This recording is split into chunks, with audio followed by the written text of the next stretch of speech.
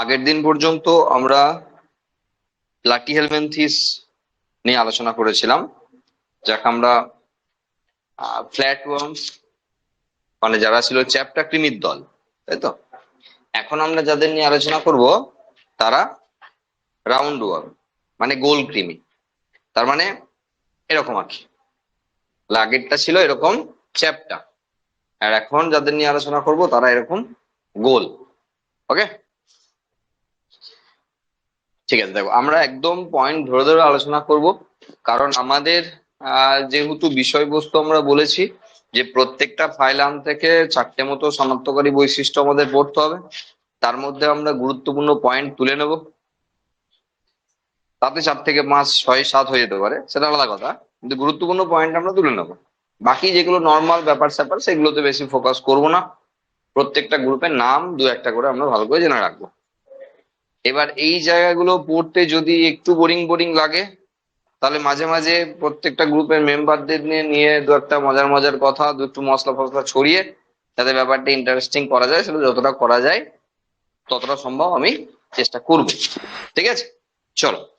নিমাটোডস, over 25,000 have been described, of which more than half are parasites.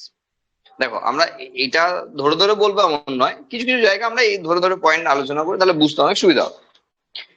তাহলে এখানে total round worm যা পর্যন্ত এখনো পর্যন্ত আবিষ্কার হয়েছে তার মধ্যে প্রায় অর্ধেক প্যারাসাইট, মানে অন্যের ওপর বসবাস করে, সেখানে খায় দায় আর ক্ষতি করে। ঠিক আছে, তো প্যারাসাইটিক নেচার এটা। আচ্ছা, ইট ইজ এ ফাইলাম অফ আনসেগমেন্টেড। দেখো, আমরা বেসিস অফ ক্লাসিফিকেশন যখন বলেছিলাম তখন সেগমেন্টেশনের কথা উল্লেখ ছিল সেখানে, না? একদম প্রথম পাতায়, এই জেরক্সটার প্রথম পাতায় ছিল, বিভিন্ন জিনিস ছিল, বেসিস বলেছিলাম আমরা, সেখানে সেগমেন্টেশনের কথা ছিল। তাহলে এখনো পর্যন্ত আমরা বডি পাচ্ছি আনসেগমেন্টেড, মানে বিভেদ, মানে বিভক্ত নয় আর কি, বডি পাটে পাটে পাটে পাটে বিভক্ত নয়। সিউডোসিলোমিক ট্রিপলব্লাস্টিক, তাহলে আগের একটাই মাত্র ফাইলাম পেয়েছি প্লাটিহেলমিনথিস, যেখানে আমরা পাচ্ছিলাম অ্যাসিলোমাটা। সেই আগের গ্রুপ থেকে ট্রিপলোব্লাস্টিক শুরু হয়েছিল, তাহলে এরপর তো সবই ট্রিপলোব্লাস্টিকই চলবে। কিন্তু এই গ্রুপ, এই ফাইলাম একমাত্র ফাইলাম যারা সিউডোসিলোমাটা, মানে আমরা এই জন্যই বলেছিলাম যে যারা ডিপ্লোব্লাস্টিক তারা যত ইম্পর্টেন্ট না, যারা ট্রিপলোব্লাস্টিক তারা, সিলোমাটা যারা তারা তো ইম্পর্টেন্ট না, কিন্তু যারা অ্যাসিলোমিক ট্রিপলোব্লাস্টিক অথচ অ্যাসিলোমাটা এবং ট্রিপলোব্লাস্টিক অথচ সিউডোসিলোমাটা, এই দুটো ফাইলাম আমাদের একটু আলাদা করে মনে রাখতে হবে এই কারণের জন্য। আচ্ছা, তাহলে সিউডোসিলোমাটা কি সিলিন্ড্রিক্যাল অর থ্রেড লাইক, এই যে বললাম সিলিন্ড্রিক্যাল মানে এরকম গোল হবে, সেই জন্য তাদের নাম রাউন্ড ওয়ার্ম, এরকম গোল, এবং থ্রেড লাইক সুতোর মতো লম্বা, সুতোর মতো হয়ে যাবে, অনেক অনেক বড় বড় লম্বা লম্বা ওয়ার্মস হতে পারে, which covered by a body wall having cuticle and epidermis. দেখো, প্যারাসাইটিক যারা রয়েছে তাদের তো অবশ্যই রয়েছে, এবং ম্যাক্সিমাম মেম্বারদের ক্ষেত্রে রয়েছে কি, যে বডির ওপরে কিউটিক্যালের আবরণ। কারণ দেখো, যে জায়গাতে এরা, যদি আমি প্যারাসাইটিক ধরে নিই, যে জায়গাতে এরা থাকবে সেই জায়গাতে এমন তো নয় আমার বডিতে ঢুকবে আর আমি চুপচাপ বসে থাকবো, না, আমার বডিও তো প্রোটেক্ট করার চেষ্টা করবে। তাহলে আমার বডি যখন আমার বডি ডিফেন্স সিস্টেম দিয়ে লড়াই করবে, তাদেরকেও সেই পরিবেশে টিকে থাকতে হবে। তো সেই টিকে থাকার জন্য তাদেরও সেরকম ব্যাপার স্যাপার লাগবে, তো বডির উপরে কিউটিক্যালের আবরণ রেখে দিয়েছি যাতে সহজে কেউ ড্যামেজ করতে না পারে। তো প্যারাসাইটিক হওয়ার জন্য এটা একটা ইম্পর্টেন্ট ক্যারেক্টার, এবং সঙ্গে এপিডার্মিস রয়েছে। Nematodes are found everywhere in fresh water, sea water, soil, humus rich soil, etc. etc. মানে প্রায় সব জায়গাতেই দেখা যায়। ঠিক আছে, তো কোনো ইম্পর্টেন্ট ক্যারেক্টার নয় এগুলো। Many as a parasite and cause health problems, আমাদের প্রচুর প্রচুর এরকম রাউন্ড ওয়ার্ম রয়েছে যারা আমাদের ক্ষেত্রে রোগ সৃষ্টি করতে পারে। সুতরাং ইম্পর্টেন্ট পয়েন্ট না, অনেক গ্রুপই রয়েছে যারা এরকম রোগ তৈরি করতে পারে, এগুলো কোনো ইম্পর্টেন্ট ক্যারেক্টার না। আচ্ছা, animal of this phylum are cylindrical, tapering at both end without any segmentation. এটা আমরা একবার দেখবো।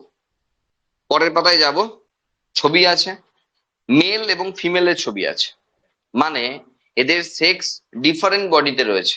আমরা যখন প্লাটিহেলমিনথিস পাচ্ছিলাম, আমরা একই বডিতে দুটো সেক্স পেয়েছিলাম, মেল এবং ফিমেল মেল এবং ফিমেল দুটোই একই বডিতে ছিল, কিন্তু এখানে এসে আমরা দেখছি sex are different in different body. এবার চিনবো কি করে বাইরে থেকে? মেল যে রয়েছে না, তার এন্ডটা ট্যাপারিং আছে, যে মেল তার এন্ডটা এরকম ট্যাপারিং আছে, এরকম বাঁকানো। হ্যাঁ, এটা থেকে বোঝা যায় যে তারা মেল। তাহলে এখানে মেল এবং ফিমেল দুটো বডিকে ডিস্টিংগুইশ করা যাচ্ছে, আলাদা করা যাচ্ছে, যা প্লাটিহেলমিনথেস গ্রুপে আমরা করতে পারছিলাম না। আচ্ছা, body wall consist of cuticle, epidermis and muscular layer. তাহলে যদি বডি ওয়াল দেখায়, ধরো এটা গোল যদি হয়, গোল কৃমির কথা বলছি, তাহলে গোল যদি হয় তাহলে এটা ধরো, তাহলে বাইরের দিকের একদম বাইরের দিকে যেটা রয়েছে সেটা কিউটিক্যাল লেয়ার রয়েছে, এরপরে এর নিচে রয়েছে এপিডার্মিস। আমরা সেলগুলো রাখছি না, আমরা জাস্ট লেয়ার হিসেবে দেখাচ্ছি। তার মানে এর নিচে রয়েছে এপিডার্মিস এবং তার নিচে রয়েছে মাস্কিউলার লেয়ার, মানে মাসেল। তার নিচে রয়েছে মাসেল, মানে এরকম মাস্কিউলার লেয়ার রয়েছে। ওকে, এরপরে ভিতরের অংশটা রয়েছে। তার মানে এই যে কিউটিক্যাল, এপিডার্মিস এবং মাস্কিউলার লেয়ার, এই তিনটে ভাগে কিন্তু তাদের বডি ওয়াল, এটা শুধুমাত্র ওয়ালটা, তাদের বডির যে থিকনেস আর কি, সেই থিকনেসটা তৈরি হয়েছে তিনটে জিনিস দিয়ে। আর কিউটিক্যালের কথা আমরা আগেও বলছিলাম, যে যাতে অন্য কোনো মেম্বার যার বডিতে মানে হোস্ট যাতে এদেরকে অ্যাটাক করতে না পারে, সেই ব্যবস্থার জন্য একে কিউটিক্যাল রাখা হয়েছে। আচ্ছা, ইম্পর্টেন্ট ক্যারেক্টারের পরেরটা, সেটা হলো বডি ক্যাভিটি ইজ দেওয়ার between body wall and digestive tract which is not lined by mesothelium, that is pseudocoelom content pseudocoelomic fluid। মানে কি বলছে দেখো, একটু মনে করে দেখো, আমরা যখন সেই আলোচনা করেছিলাম সিলম নিয়ে, তখন এটা ছিল গাট, তারপরে এন্ডোডার্মিস, তারপরে মেসোডার্মের সরি এন্ডোডার্মিস না, এন্ডোডার্ম, মেসোডার্মের দুটো লেয়ার ছিল, তারপর ছিল একটোডার্ম। তাহলে এখানে তো মেসোডার্মের দুটো লেয়ারে ভাগ হয়ে গেছে। শুধু তাই নয়, ভিসেরাল এবং প্যারাটাল লেয়ারের মাঝে যে যে পর্দাটা থাকার কথা বলেছিলাম, পেরিটোনিয়াম পর্দা, সেই পর্দাটা আছে, সরি সেই পর্দাটা নেই, তার মানে সিউডোসিলম। তার মানে এই যে মাঝের, এটা যদি একটোডার্ম হয়, এটা যদি মেসোডার্মের বাইরের লেয়ার, এটা যদি মেসোডার্মের ভেতরের লেয়ার হয়, ঠিক আছে, তাহলে মাঝখানে একটা ক্যাভিটি রয়েছে, তা সেই ক্যাভিটিটা সিউডোসিলম, এবং সেখানে রয়েছে সিউডোসিলোমিক ফ্লুইড। ফাঁকা নেই, ফাঁকা নেই, সেখানে একটা তরল পদার্থ রয়েছে, একটা ফ্লুইড রয়েছে, যাকে বলা হচ্ছে সিউডোসিলোমিক ফ্লুইড। তাহলে ওটা সিউডোসিলম, তা আগেই আমরা আলোচনা করে নিয়েছি কাকে সিউডোসিলম বলে, এবং সেই সিউডোসিলমের মধ্যে রয়েছে সিউডোসিলোমিক ফ্লুইড, যেটা এদের কি করেছে, এদের ক্ষেত্রে তাদের বডি স্ট্রাকচারটাকে তৈরি করেছে। মানে কি, নেক্সট পয়েন্ট আছে, স্কেলিটন ইজ নট মিনারালাইজড। মানে আমরা যখন আমাদের স্কেলিটাল সিস্টেমকে বলছি, আমাদের তো এন্ডোস্কেলিটাল সিস্টেম, মানে হাড় আছে আর কি, আমাদের স্কেলিটালে অস্থি এবং তরুণাস্থি আছে। এবং যদি বিশেষ করে অস্থি বা বোনের কথা বলি, সেখানে ক্যালসিয়াম এবং ফসফরাসের ডিপোজিশন আছে 2:1 রেশিওতে, মানে মিনারালাইজড। মানে আমাদের যে স্কেলিটন, সেটা মিনারালাইজেশন করানো আছে।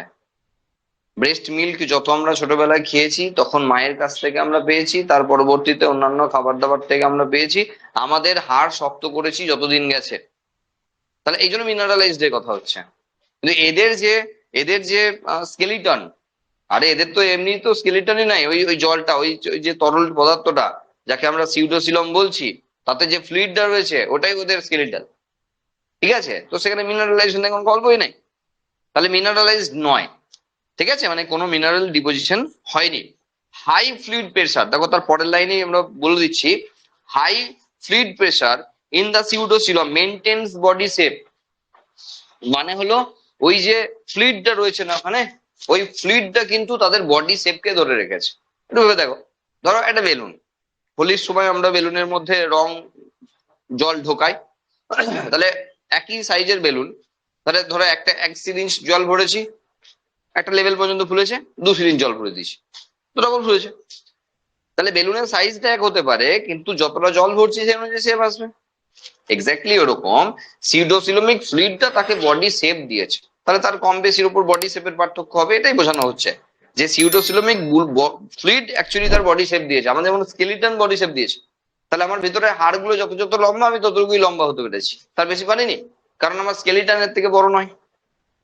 তেমনই তার স্কেলিটনটা ওই সিউডোস্লুমিক ফ্লুইড দ্বারা তৈরি, বুঝতে পেরেছি আশা করি। ইট কল্ড দা হাইড্রোস্কেলিটন, না মানে হাইড্রো মানে জল, তাহলে এদের স্কেলিটন সিস্টেমটা জল দিয়ে তৈরি। এবার জল বলবো না, ডাইরেক্টলি ওই ফ্লুইড দিয়ে তৈরি, সিউডোস্লুমিক ফ্লুইড দিয়ে তৈরি, সেজন্য একে হাইড্রো স্কেলিটন বলা হয়। Digestive track is complete and differentiated mouth, ফ্যারিংস, intestine, এটা ইম্পর্টেন্ট ক্যারেক্টার না, মানে ডাইজেস্টিভ সিস্টেম প্রপারলি আছে। আগের গ্রুপে আমরা মাউথ, অ্যানাস কিছুই পাইনি, আমরা একটা চোষক নলের মতো পেয়েছিলাম, এবং সেখান থেকে বলেছিলাম যে অন্যান্য জায়গা থেকে খাবার দাবার নিউট্রিয়েন্টস তারা অ্যাবজর্ব করে নেয়। তো সুতরাং ওদের না মুখ দরকার হয়েছে না অ্যানাস দরকার হয়েছে। এখানে কিন্তু মাউথও আছে অ্যানাসও আছে, তার মানে এখানে মাউথ, তারপরে ফ্যারিংস মানে গলবিল, তারপরে ইন্টেস্টাইন মানে অন্ত্র, এবং তারপরে অ্যানাস মানে পায়ুছিদ্র। তার মানে মোটামুটি আছে আর কি, সবটা না হলেও মোটামুটি ডাইজেস্টিভ ট্র্যাকটা প্রায় গোটাটাই পাচ্ছি। এবার ইন্টেস্টাইনে পরে পরে ভাগ হবে, লার্জ ইন্টেস্টাইন, স্মল ইন্টেস্টাইন, এসব হবে পরে পরে, কিন্তু এখনো পর্যন্ত মোটামুটি এরকম একটা ভাগ আমরা পাচ্ছি। রেসপিরেশন, কিছু কথা আমরা বলবো যেটা একটা গ্রুপ না অনেকগুলো গ্রুপের জন্য পরপর কথাগুলো চলবে। যেমন এই রেসপিরেশন নিয়ে কথা, এখানে বলা আছে রেসপিরেশন বাই ডিফিউশন মানে ব্যাপন।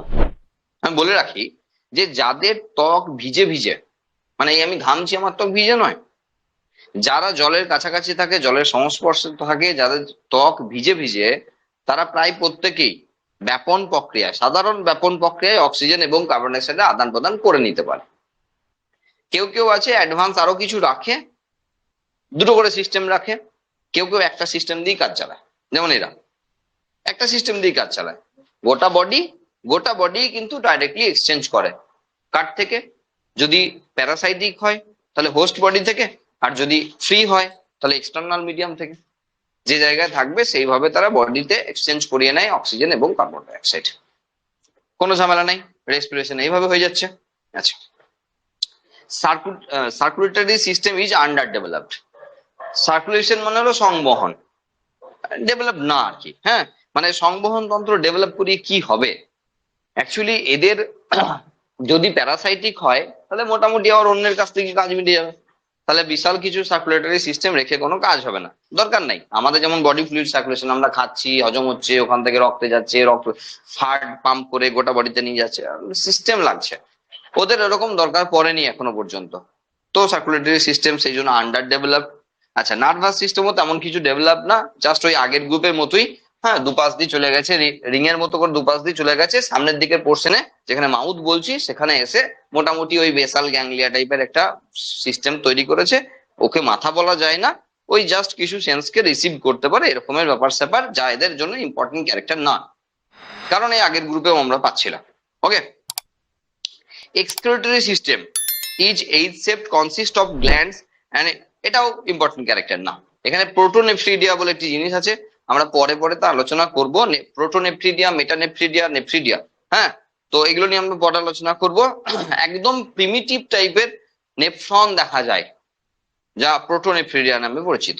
হ্যাঁ, তো ওই আর কি, মানে রেচন আমরা জানি, নেফ্রন আমরা পড়েছি, ক্লাস 9-এ পড়েছিলাম। হ্যাঁ, আমাদের যে কিডনি রয়েছে তার গঠনগত কার্যগত এককের নাম নেফ্রন, তাই না?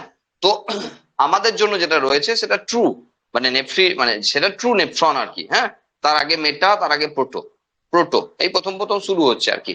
তো সেই জন্য এক্সক্রিটরি সিস্টেম ওয়েল ডেভেলপ না, মানে খুব উন্নত মানের কিছুই নাই, মানে এক্সক্রিটরি সিস্টেমের কথা বলছি। আচ্ছা, এক্সক্রিটরি ম্যাটার ইজ অ্যামোনিয়া, এখানে দু চার কথা বলার আছে। দেখো, এক্সক্রিটরি ম্যাটার মানে রেচন পদার্থ। রেচন পদার্থ বিভিন্ন রকমের হতে পারে, তার মধ্যে সবচেয়ে বেশি ডেঞ্জারাস যেটা হয়, হার্মফুল যেটা হয় বডির জন্য, সেটা হলো অ্যামোনিয়া। মানে প্রোটিন জাতীয় পদার্থ থেকে যে রেচন পদার্থ তৈরি হয় সেটাকে বলা হয় মানে নাইট্রোজেনাস। আর অন্যভাবে বলি, আমরা পরিপাক আর বিপাকের মানে জানি, আগে জানতে হবে, যদি না জানি তাহলে আগে স্বীকার করতে হবে যে জানি না, তাহলে ভালো করে জানতে হবে। পরিপাক মানে গোদা বাংলায় হজম, তাহলে আমরা যেটা খাচ্ছি, আমাদের দিয়েই বোঝো, আমরা যেটা খাচ্ছি সেটা কঠিন এবং জটিল খাবার, সেটা আমাদের পেটের মধ্যে গিয়ে, সংক্ষেপে বলি পেট, মানে সেটা স্টমাক হতে পারে, স্মল ইন্টেস্টাইন হতে পারে, তো আমাদের পেটের মধ্যে গিয়ে সেটা ভাঙলো, মানে কঠিন জটিল খাবার সরল তরলে পরিণত হলো, এবং সেটা তারপরে রক্তের মধ্যে অ্যাবজর্ব হলো, মানে শোষিত হলো, রক্তে নিয়ে গিয়ে কোষে পৌঁছে দিল। আচ্ছা, পেটের মধ্যে যতটুকু হয়েছে না, ওটাকে বলা হয় পরিপাক। সব খাবারটা, এক থালা ভাত খেলে এক থালা ভাত আমি হজম করতে পারবো না, আমার সিস্টেম যতই উন্নত হোক না কেন হবে না, কারণ সবটা হজম করার মতো নয়। কেন? তার কারণ ধরো ম্যাক্সিমাম খেয়েছি প্ল্যান্ট সেল, প্ল্যান্ট সেল মানে সেল ওয়াল খেয়েছি, সেল ওয়ালে সেলুলোজ ডাইজেস্টই করতে পারি না, তো সব হজম করবো কি করে? তাহলে এক থালা ভাত খেলে এক থালা ভাত হজম করতে পারবো না, নো ডাউট। তার মানে কিছু থাকবে বেঁচে, আর সেটা হলো বর্জ্য পদার্থ, মানে পটি হবে। তাহলে পরিপাক আমরা বুঝলাম, হজম করা, আর তার শেষে যেটা তৈরি হয় সেটা হলো অ্যাকচুয়ালি পটি, যা অ্যানাসের থ্রু দিয়ে বেরোবে, অ্যানাল পোরের থ্রু দিয়ে বেরোবে, বায়ু ছিদ্র দিয়ে বেরোবে। বিপাক কি তাহলে? সেটা হলো এই যে খাবার দাবার গুলো শোষিত হওয়ার পর কোষের মধ্যে এসছিল, কোষের মধ্যে এরপর যা চলছে, সেটা উপচিতি বা অপচিতি যাই হোক না কেন, ক্যাটাবলিক অ্যানাবলিক যাই হোক না কেন, সেটা বিপাক। কোষের মধ্যে সর্বক্ষণ যে রাসায়নিক পরিবর্তনগুলো হয়ে চলেছে তাকে বিপাক বলা হয়, আর বিপাকের ফলে তৈরি হয় রেচন পদার্থ। সেই রেচন পদার্থ আবারও রক্তে বের করে দেয়, রক্ত বডিতে ঘুরতে ঘুরতে কিডনিতে নিয়ে গিয়ে ছেঁকে ইউরিনের থ্রু দিয়ে বের করে দেয়, তা হলো রেচন পদার্থ। তাহলে বুঝতে হবে আমাকে বজ্র পদার্থ কি আর রেচন পদার্থ কি। তাহলে আমাকে যদি স্যালাইন দিয়ে 5 দিন রেখে দেয়, আমি 5 দিন পটি যাব না, কারণ খাইনি তো কিছু, বডি থাকবে, বডি চলবে, কারণ টয়লেট যাব, কারণ মেটাবলিজম চলছে, কিন্তু ডাইজেশন চলেনি। বুঝতে হবে, বেসিক জিনিসগুলো বুঝতে হবে। তাহলে এটা হলো পরিপাক আর বিপাকের মধ্যে পার্থক্য, মানে বাংলায় বললে খুব কাছাকাছি মনে হয়, অনেকের মনে হতে পারে একই জিনিস, এসব একদম এক নয়, পুরো আলাদা জিনিস। তাহলে পরিপাকের ফলে তৈরি হয় বজ্র পদার্থ, বিপাকের ফলে তৈরি হয় রেচন পদার্থ। বুঝতে পেরে গেছি? বজ্র পদার্থ বেরোয় অ্যানাল পোর দিয়ে, বায়ু ছিদ্র দিয়ে, আর রেচন পদার্থ বেরোয় আমরা ইউরেথ্রা বা মূত্র জননালী অথবা জননালী, সরি মূত্রনালী দিয়ে, মেয়েদের জন্য শুধু মূত্রনালী, আমাদের জন্য মূত্র জননালী দিয়ে। ক্লিয়ার? এই জায়গাগুলো ক্লিয়ার? এবার দেখো, এবার যেটা বলছিলাম সেটা হলো এই যে রেচন পদার্থ বেরোবে না, সেটা যে কোনো কিছুর মেটাবলিজম হতে পারে, মানে বলতে চাইছি কার্বোহাইড্রেট হতে পারে, প্রোটিন হতে পারে, ফ্যাট হতে পারে, আর নিউক্লিক অ্যাসিড হতে পারে, এই 4টে জিনিস হতে পারে। হ্যাঁ, এই 4 রকম ছাড়া তো খাবারও নাই আর কিছু, বাকি অর্গানিক তো আর কিছু নাই, আর ইনঅর্গানিক তো আমরা খাই না। তাহলে অর্গানিকে 4টে পাচ্ছি, ভিটামিন খনিজ লবণ জলের কোনো ব্যাপার নাই, মানে তাদের ডাইজেশন তাদের কোনো গল্প নাই, সুতরাং তাদের নিয়ে কোনো ভাবনা চিন্তা নাই। এইবার সবচেয়ে ডেঞ্জারাস যেটা, মানে রেচন পদার্থ হিসাবে যার কাছ থেকে তৈরি হয়, তার নাম হলো প্রোটিন। ঠিক আছে? এবার আমরা যদি একটি অ্যামাইনো অ্যাসিডের গঠনটা একটু মনে করে নিই, তাহলে আমরা দেখতে পাবো যে সেখানে NH2 ছিল না, এই যে, আর আমাদের কাছে ব্যাপার হলো এটা, সবার কাছে, আমাদের কাছে কেন, সবার কাছে, মানে যখন ডি অ্যামাইনেশন হয়, মানে অ্যামিনো অ্যাসিড থেকে যখন অ্যামিনো গ্রুপ বাদ যায়, তখন বলা হয় ডি অ্যামাইনেশন। ডি মানে বাদ যাওয়া, অ্যামিনো গ্রুপ বাদ যাচ্ছে, ডি অ্যামাইনেশন। এই জিনিসটা না, এই যে অ্যামিনো গ্রুপ না, প্রথম তৈরি করা অ্যামোনিয়া, সবার জন্য, সবার জন্য, এই যাদের কাছ থেকে নিমাটোডা শুরু করেছি তাদের থেকে আরম্ভ করে আমরা সবার প্রথম অ্যামোনিয়া তৈরি হয়। এবার কে কি বার করবে সেটা ডিপেন্ড করছে কে কোন পরিবেশ আছে। যারা জল অথবা জলের সংস্পর্শে আছে, জলের কাছাকাছি আছে, তারা অ্যামোনিয়া কি বের করে দেবে, কোনো ঝামেলা নেই। কারণ যদি আমাকে অন্য কোনো ফরম্যাটে নিয়ে যেতে না হয় তো তুই ভালো, যা তৈরি করছি তাই যদি বার করতে পারি তো ভালো জিনিস। কিন্তু এটা তারাই পারবে যারা জলের সংস্পর্শে আছে, মানে যাদের ত্বক ভিজে ভিজে, তারা পারবে, যারা জলে থাকে তারা পারবে। এটা সবার জন্য প্রযোজ্য, একদম এখন থেকে আরম্ভ করে শেষ পর্যন্ত সবার কথা বলছি, বলে দিচ্ছি এখনই। এই গেল অ্যামোনিয়া, এদের এদের ভিজে ভিজে ত্বক, এটা জলের কাছাকাছি থাকে, বডিতে থাকে, তার আশেপাশে জল আছে, সুতরাং এরা অ্যামোনিয়া, কোনো ঝামেলা করা নাই, অ্যামোনিয়া তৈরি করে অ্যামোনিয়া বার করে। তাহলে এরা আমাদের বডিতে থাকলে শুধু খাবে দাবে আর ক্ষতি করবে বলতে এই অ্যামোনিয়াও ছাড়বে, মানে রেচন পদার্থ যত রকমের হয় সব ছাড়বে। এটা আমাদের কাছে খুব ডেঞ্জারাস ব্যাপার হয়ে যাবে, মানে আমরা নিজেরাই অ্যামোনিয়াকে ইউরিয়াকে কনভার্ট করি, আমরা নিজেরা অ্যামোনিয়াকে নিয়ে গিয়ে লিভারে নিয়ে যাই, যকৃতে নিয়ে যাই, তারপরে সেই অ্যামোনিয়া থেকে ইউরিয়াতে কনভার্ট করি। ইউরিয়াও ক্ষতিকারক, কিন্তু অ্যামোনিয়া অনেক বেশি ক্ষতিকারক, সেই জন্য আমরা বেশিক্ষণ অ্যামোনিয়াকে রাখি না, ইউরিয়াতে কনভার্ট করে দিই, সেই ইউরিয়াকে জলে গুলে আমরা মূত্রের মাধ্যমে বার করে দিই। আমাদের মূত্রের সঙ্গে বেরোয় ম্যাক্সিমাম অ্যামাউন্টের ইউরিয়া। কাদের বেরোয় এটা?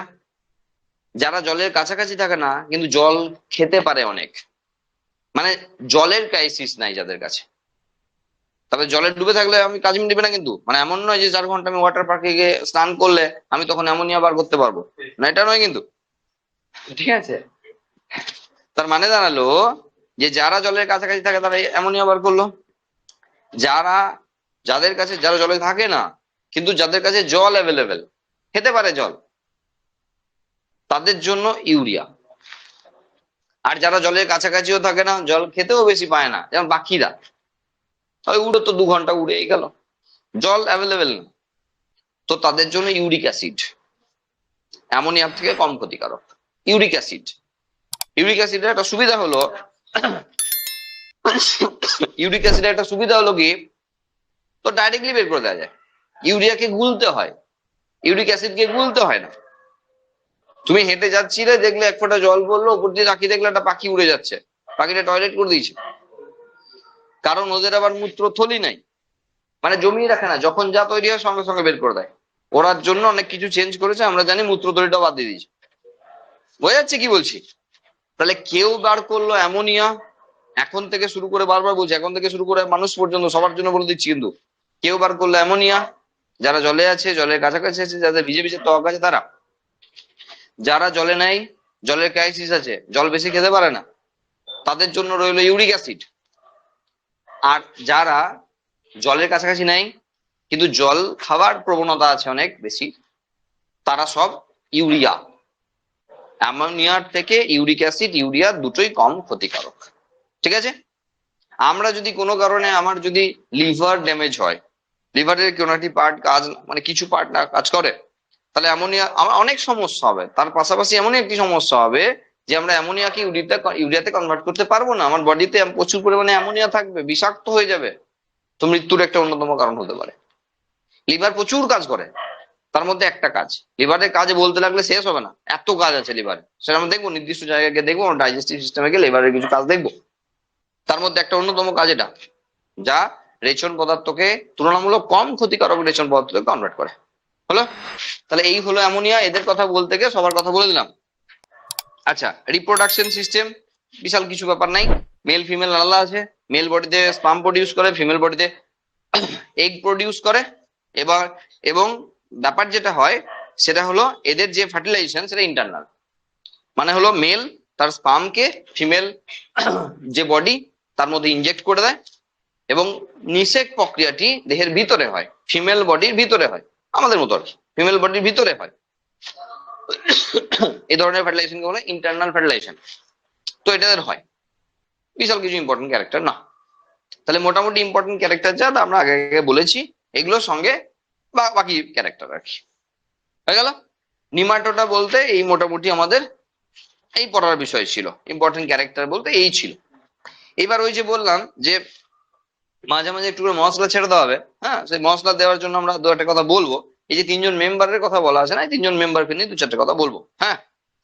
আচ্ছা, তার আগে একটা কথা বলে রাখি, সেটা হলো যে এদের যে মাসেল না, এই যে মাস্কিউলার লেয়ার আমরা দেখিয়েছিলাম না, লাল রঙের যেটা মাস্কিউলার লেয়ার দেখিয়েছিলাম, এদের মাস্কিউলার লেয়ার মেনলি লংগিচুডিনাল, শুধু লম্বা লম্বি আছে। আমরা পরের গ্রুপ অ্যানিলিটা থেকে দেখবো যে লংগিচুডিনাল মাসেল আছে, আবার সার্কুলার মাসেল আছে। লংগিচুডিনাল মাসেল থাকার সুবিধা হলো তারা লম্বাই বাড়তে পারে, তাকে টানলে স্ট্রেচেবল আর কি, লম্বাই বাড়তে পারে।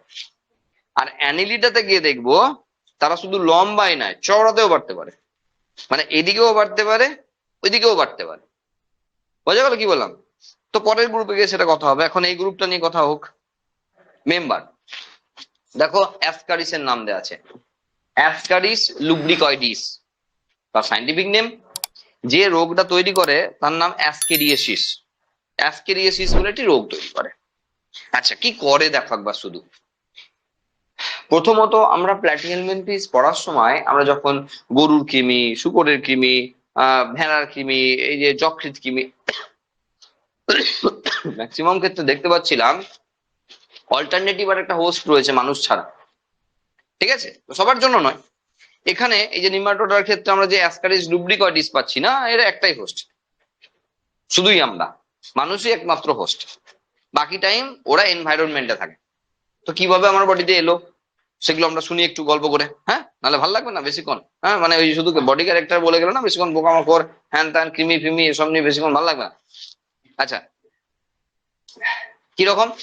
ধরো যার অ্যাসকেরিয়াসিস হয়েছে তার পটিতে পাওয়া যাবে অ্যাসকেরিয়াসিসের ডিম। এবারে সেই মানুষটি কোনো জায়গায় পটি করেছে, ধরো এক্সটার্নাল কোনো, মানে সেই 900 টাকার পায়খানা বাথরুমে নয়, অন্য কোথাও গিয়ে পটি করেছে।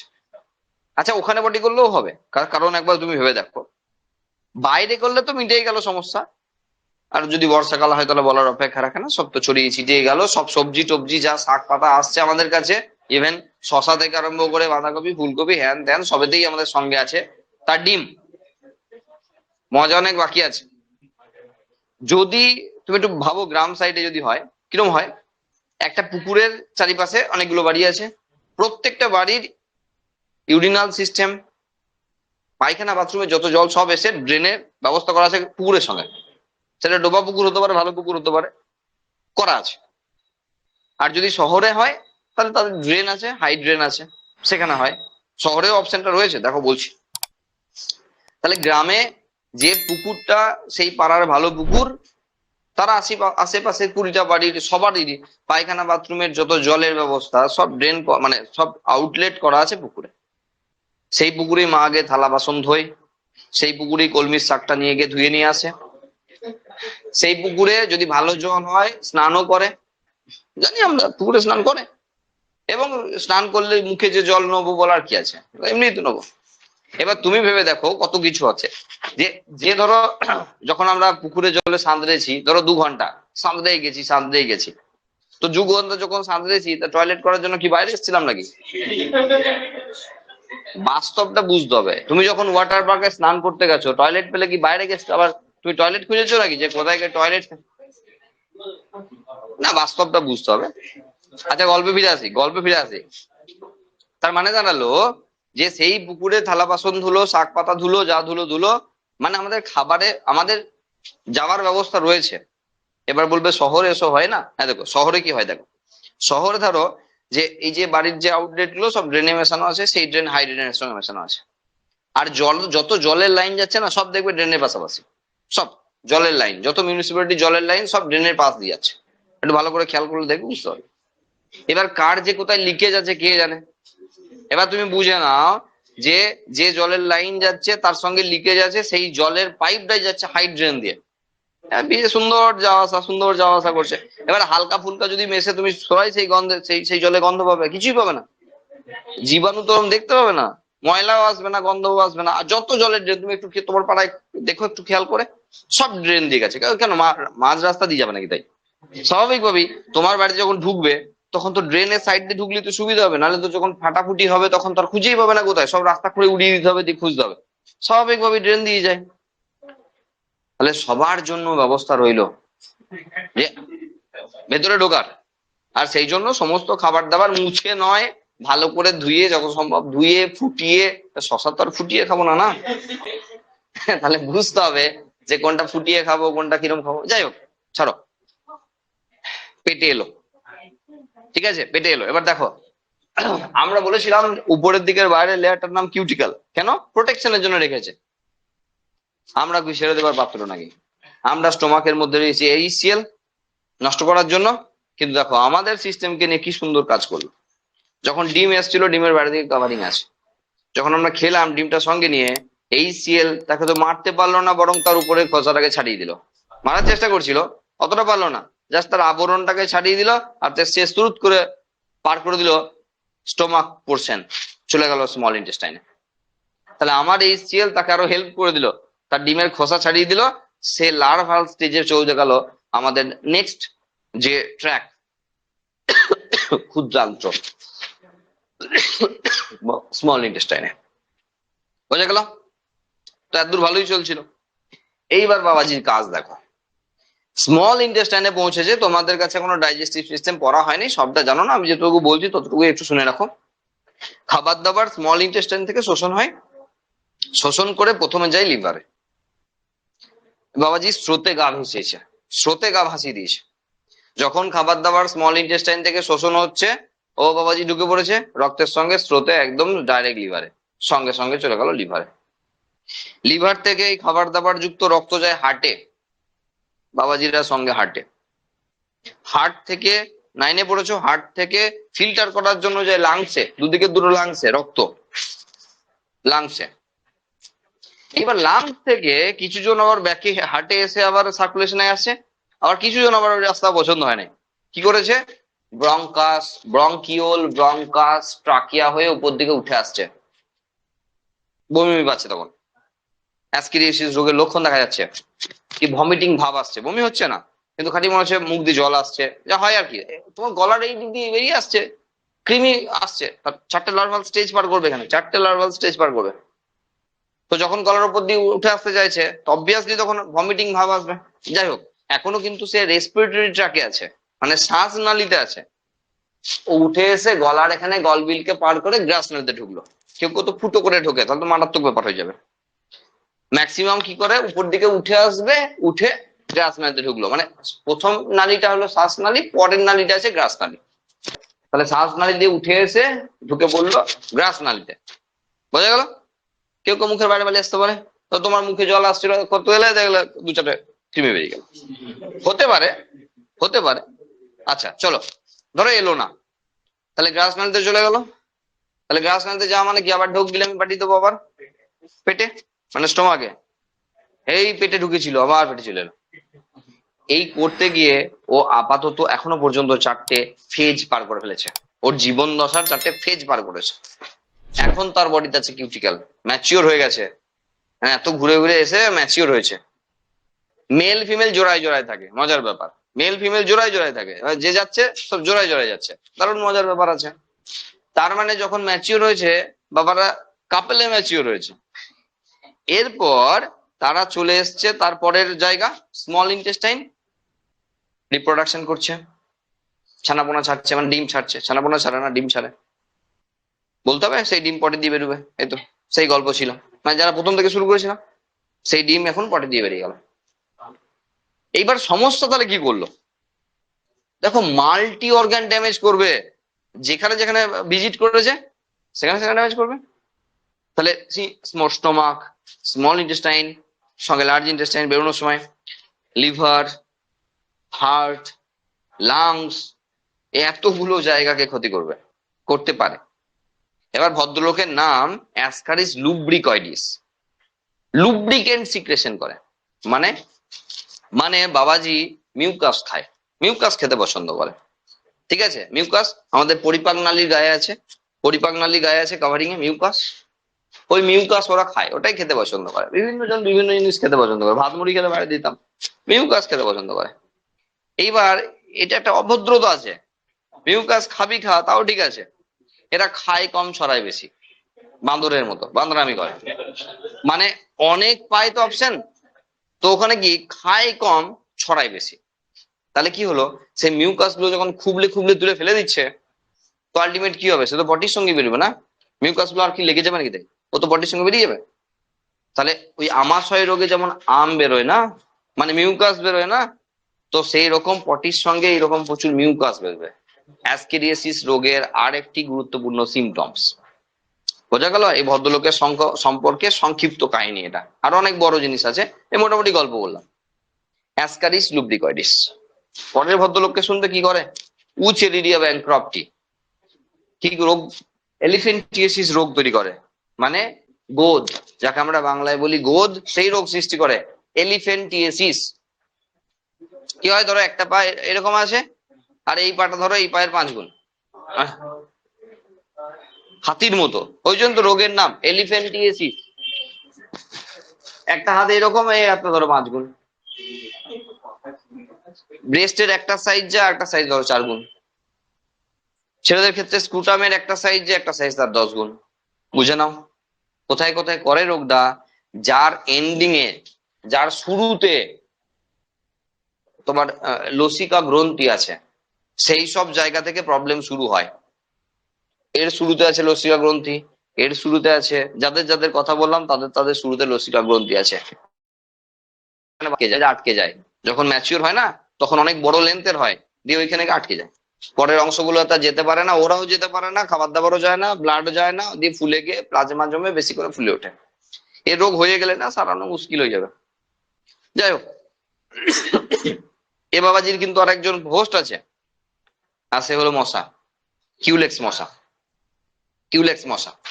আর মজার ব্যাপার হলো, এই কিউলেক্স মশা মাঝ রাতে না এলে, মানে মোটামুটি রাতের দিকে না কামড়ালে না দেবে না নেবে। রোগ সরানোর সময়কাল হলো রাত্রে বেলায়। দিনের বেলায় মশা কামড়ে কখনো এলিফ্যান্টিয়াসিস রোগ হতে পারবে না। কেন? উচেরিডিয়া ব্যাংক্রপ্টি না টেম্পারেচার সহ্য করতে পারে না। ও দিনের বেলায় সারফেসে আসে না, মানুষের বডি সারফেসে আসে না। ও রাত্রের দিকে যখন সূর্য নামে তারপরেও বডি সারফেসে আছে, তারপরে গিয়ে মশা কামড়ালে ওখান থেকে তুলতে পারে, মানে জীবাণু আদান প্রদানের সম্ভাবনা এলো, তার আগে আসে না। বোঝা গেল? সেই জন্য এই রোগীর রক্ত দিতে গেলেও মাঝ রাতে রক্ত দিতে হয়। কে নেবে সে আমি জানি না, কিন্তু ব্লাড যে টানবে তাকে মোটামুটি মাঝ রাতে এসে রক্ত নিতে হবে। কারণ নালে টেনেও তো পাবে না। মশা যেমন তার হুলে সিরিঞ্জের যাওয়ার জায়গা আছে, একটা সিরিঞ্জেরও তো ভেতরে ঢোকার একটা লিমিট আছে, তো সেই উপর দিকে সারফেসে যতক্ষণ না উঠে আসছে তো পাচ্ছে না। সুতরাং এইসব ব্যাপার স্যাপার আছে। এরপরে দেখো, লোয়া লোয়া আছে, চোখের কৃমি। চোখ থেকে দেখা যাবে, চোখের উপর দেখা যাবে কৃমি, মারাত্মক ব্যাপার। কৃমি হলে চোখ ড্যামেজ করে দিতে পারে। তো এই রকমের সব ডেঞ্জারাস মেম্বাররা এই গ্রুপে রয়েছে। আমরা বলেছিলাম 25,000 মতো মেম্বার রয়েছে, তার মধ্যে অর্ধেক মানে 12,500-এর উপর মেম্বার তারা কোনো না কোনো হোস্টের বডিতে থাকে অ্যাজ এ প্যারাসাইট, মানে এই এত এত রোগ তৈরি করে। কাউকে কাউকে তো গা থেকে দেখা যায়, মানে এরকম ধরো চাকা চাকা ফুলে উঠবে, কৃমির জন্য র্যাশ হয় প্রচুর, হ্যাঁ, এরকম চাকা চাকা ফুলে উঠবে আর সেখানে এরকম কৃমি দেখা যাবে যে কৃমি আছে। হ্যাঁ, যাই হোক, বেশি ভয় খেলাম নাই, চলো নেক্সট। নিমাটোডা, যাকে নিমাটো হেলমেন্থিসও বলা হয়, যাকে অ্যাস্কি হেলমেন্থিসও বলা হয়, সংক্ষেপে নিমাটোডসও বলা হয়, ফাইলামের নাম। এর পরের ফাইলাম শুরু হয়ে যাচ্ছে অ্যানিলিডা, এবং যেখান থেকে একদমই সিলোমাটা, মানে ট্রু সিলম রয়েছে। তাহলে এই একমাত্র গ্রুপকে আমরা এতক্ষণ পেলাম যারা সিউডোসিলোমাটা, এরপর থেকে সিলোমাটা আর বলার দরকার নেই, এরপর থেকে একদম মানুষ অব্দি সবাই সিলোমাটা। ঠিক আছে, চলো অ্যানিলিডা তাদেরকে পাবো এই গ্রুপে আমরা। কেঁচো, যোগ, নেরিস এদেরকে পাবো। আমাদের কাছে চেনা জানা মেম্বাররা রয়েছে, কেঁচো রয়েছে, যোগ রয়েছে, নেরিস রয়েছে, চেনা জানা মেম্বার। এখানে প্রায় 7,000 মতো প্রজাতি রয়েছে এখনো পর্যন্ত আবিষ্কৃত, এখনো নেই তা নয়, আবিষ্কৃত এগুলো। হ্যাঁ, 7,000 মতো মেম্বার রয়েছে। তো কিছু কিছু জিনিস বলবো যেগুলো ইম্পর্টেন্ট জিনিস। প্রথমেই মেটামেরিক সেগমেন্টেশন। অ্যানিলিডার বাংলা নাম আমরা জানি অঙ্গুরিমাল, না? বাংলা নাম অঙ্গুরিমাল। মানে এই যে আংটি, আংটির মতো দেহখণ্ড, মানে দেহখণ্ড পরপর পরপর জুড়ে জুড়ে তৈরি, দেখতে লাগে আর কি। হ্যাঁ, সেই জন্য তাদের নাম অঙ্গুরিমাল। যাই হোক, বাজে নাম। তো সেখানে মেটামেরিক সেগমেন্টেশনের ব্যাপার কি দেখো, এখনো পর্যন্ত এর আগের গ্রুপকেও আমরা পেলাম কিন্তু আনসেগমেন্টেড বডি, তাই না? এখানে সে প্রথম সেগমেন্টেশন পাচ্ছি। তার মানে মেটামেরিক সেগমেন্টেশন কি, কি সেগমেন্টেশন কি রকম? ধরো এরকম আমরা ধরো খাঁজগুলো দেখতে পাচ্ছি, এই খাঁজ শুধু বাইরের দিকে না ভিতর দিকেও আছে, মানে পুরোপুরি বিভক্ত বিভক্ত বিভক্ত, এটাকে বলে মেটামেরিক সেগমেন্টেশন। শুধু বাইরের থেকে দেখে মনে হচ্ছে আলাদা, তা নয়, ভিতর থেকেও আলাদা। এই ধরনের সেগমেন্টেশনকে বলা হয় মেটামেরিক সেগমেন্টেশন। তবে একটা জিনিস মাথায় রাখতে হবে, সেটা কি, সেটা এদের মধ্যে যত চ্যানেল ট্যানেল আছে আর কি, সেটা ডাইজেস্টিভ চ্যানেল হোক, যা হোক, তারা কিন্তু কন্টিনিউ রান করছে, কিন্তু এদেরকে নিয়েই এরা কিন্তু সেগমেন্টেড। মানে তুমি দেওয়াল দাও, মাঝখান দিয়ে ওই পাইপগুলো ঢুকিয়ে দাও, যেমন লাগে আর কি, সেরকম। বোঝা গেল? মেটামেরিক সেগমেন্টেশন এদের দেখা যায়। আচ্ছা, এটা এদের অবশ্যই আইডেন্টিফাইং ক্যারেক্টার। তাহলে প্রত্যেকটা দেহখণ্ডকে মেটামার্স বলা হয়, মেটামিয়ার্স বলা হয়, প্রত্যেকটা দেহখণ্ডকে মেটামিয়ার্স বলা হয়, সেটা এখানে রয়েছে। আচ্ছা, আর কিউটিক্যাল এদের ক্ষেত্রেও রয়েছে, বাইরের দিকে কিউটিক্যাল রয়েছে এবং সেটা এপিডার্মিস থেকে সিক্রেশন হয়। কিউটিক্যালের যে মেটেরিয়ালটা সেটা এপিডার্মিস থেকে সিক্রেশন হয়, তার মানে বাইরে কিউটিক্যাল, তার ভিতরে এপিডার্মিস, যেমন আগের লেয়ারে ছিল সেরকমই। তাহলে বাইরের দিকের কিউটিক্যাল রয়েছে, ধরো সাপোজ এটা কিউটিক্যাল, তাহলে এর পরের লেয়ারে এপিডার্মিসের সেল দিয়ে করতে হবে, এটা এপিডার্মিস। তারপরে রয়েছে মাসকিউলার। এদের যেমন লঙ্গিচুডিনাল মাসেল রয়েছে, মানে এই ভেতরে বলছি, হ্যাঁ, তেমন এদের সার্কুলার মাসেল রয়েছে, সার্কুলার মাসেলও রয়েছে। একটা জোকের ক্ষেত্রে দেখো এরকম করে টেনে টেনে টেনে যায় না, তাহলে একটা কেঁচো এরকম থাকে, মাঝে মাঝে এত লম্বা হয়ে যায়। তার মানে এইদিকে বাড়ারও ক্ষমতা আছে। আবার একটা কেঁচোকে দেখলে খেয়েতে বেশ ফুলে উঠেছে, একটা জোককে দেখলে ছিল এইটুকু, তোমার গায়ে ছেড়ে দিয়ে আরামসে তুমি দেখো এইরকম বড় ফুলে যাবে। তার মানে এদিক ওদিক দুদিকই ফুলতে পারে। তার মানে আগের গ্রুপে যখন আমরা বলছিলাম শুধুমাত্র লঙ্গিচুডিনাল মাসেল রয়েছে, এখন আমরা নতুন করে বলছি সার্কুলার মাসেলও আছে। লঙ্গিচুডিনাল তো আছেই, সার্কুলারও আছে, অ্যাড হয়েছে। বডি আগের মতোই, কিউটিক্যাল, এপিডার্মিস আর মাসকুলার লেয়ার। আর মাসকুলার লেয়ার দেখো বলা আছে সার্কুলার আর লঙ্গিচুডিনাল মাসেল। ইম্পর্টেন্ট ক্যারেক্টার, আগের গ্রুপে ছিল না। আচ্ছা, লোকোমোটরি অর্গান, এখানে একটা কথা বলে রাখি, তোমাদের নিজেদের কাজ কি আছে এখানে। এখান বলতে এখান থেকে শুরু হলো, যতজনার গমনাঙ্গ পাওয়া যাবে তাদের নাম মনে রাখতে হবে, যতজনার শ্বাস অঙ্গের নাম পাবো মনে রাখতে হবে, আর রেচন অঙ্গের নাম মনে রাখতে হবে। এটা নিজের নিজের করে দায়িত্ব নিয়ে মনে রাখতে হবে, এটা বোঝানোর কিছু নেই। তাহলে তিনটে অঙ্গের নাম মনে রাখতে হবে, গমনাঙ্গের নাম, রেচন অঙ্গের নাম আর শ্বাস অঙ্গের নাম। যাদের যেখানে যেমন যেমন করে অঙ্গের নাম পাবো তেমন তেমন করে আমাদের মনে রাখতে হবে, এটা শর্ট কোশ্চেনের জন্য। ঠিক আছে, তাহলে এদের যে গমন অঙ্গের নাম সেটা হলো সিটা বা সিটি। ঠিক আছে, আচ্ছা, বডি টিপ্লোপ্লাস্টিক বলার কি আছে, এখন বলার দরকার আছে। বডি টিপ্লোপ্লাস্টিক তিনটে লেয়ার দিয়ে তৈরি, সিলোমাটা চলে এসছে টিপ্লোপ্লাস্টিক, তো ইম্পর্টেন্ট ক্যারেক্টার না। একটা জিনিস রয়েছে, সেটা হলো এখানে ট্রু সিলম যেটা দেখা যাচ্ছে, সেই ট্রু সিলমে কিন্তু শুধুমাত্র ফাঁকা স্পেস না, সঙ্গে কিন্তু কিছু টিস্যু, লুজ টিস্যু আসছে। মানে যে সিলম, মানে আগের গ্রুপে তো আমরা সিউডোসিলম পেয়েছিলাম, যে সিউডোসিলমিক ফ্লুইড ছিল, এখন সেই সিলম ট্রু সিলম, এবং যে জায়গাতে আমরা কিছু লুজ টিস্যু পেতে শুরু করছি। এবং আরেকটি গুরুত্বপূর্ণ বিষয় হলো যে এটা শুধুমাত্র জোক বাদ দিয়ে বাকি সবার ক্ষেত্রে, জোকের জন্য এটা নয়, এক্সেপশনাল। হ্যাঁ, কারণ প্রত্যেকটা গ্রুপে যখন ঢুকছে আর বেরোচ্ছে তার তো একটা ধরো লাইনিং আছে, যারা প্রথম ওই গ্রুপ থেকে এই গ্রুপে এলো আর এই গ্রুপ থেকে ওই গ্রুপে গেল, কেউ অ্যাডভান্স ক্যারেক্টার, কেউ প্রিমিটিভ ক্যারেক্টার দেখাবে, তার মধ্যে এখানে কে জোককে ছাড়তে হবে। আচ্ছা, অ্যালিমেন্টারি ক্যানাল মানে পরিপাক নালী একদম স্ট্রেট, ওই যা যা থাকার কথা মোটামুটি সবই আছে। একদম অ্যান্টেরিয়র পোর্শনে মাউথ আছে, তো একদম পস্টেরিয়র পোর্শনে রয়ে গেছে এদের অ্যানাস, মানে পরিপাক নালী মোটামুটি সুগঠিত। আমরা টুকটাক জানি কে কি খায়, তার মধ্যে যদি বলে কেঁচো কি খায়, তাহলে সেলুলোজকে মেনলি ওরা গ্রহণ করে, সেই সেলুলোজকে ভাঙতে পারে। এমন আবার প্যারাসাইট না, সিম্বায়োটিক অ্যাসোসিয়েশন তার বডিতে আবার আছে, তারা সব ভাঙাচোরা করে দিয়ে ওরাও খায়, তারাও খায়, দিয়ে আলটিমেট এরা পটি বার করে, সেই পটি আবার নাকি কৃষকের জন্য খুব ইম্পর্টেন্ট হয়। যাই হোক, সেসব আজে বাজে কথা, মানে সরি, মানে আমাদের লাগবে না আর কি, ওটা বলতে চাইলাম, আমাদের লাগবে না।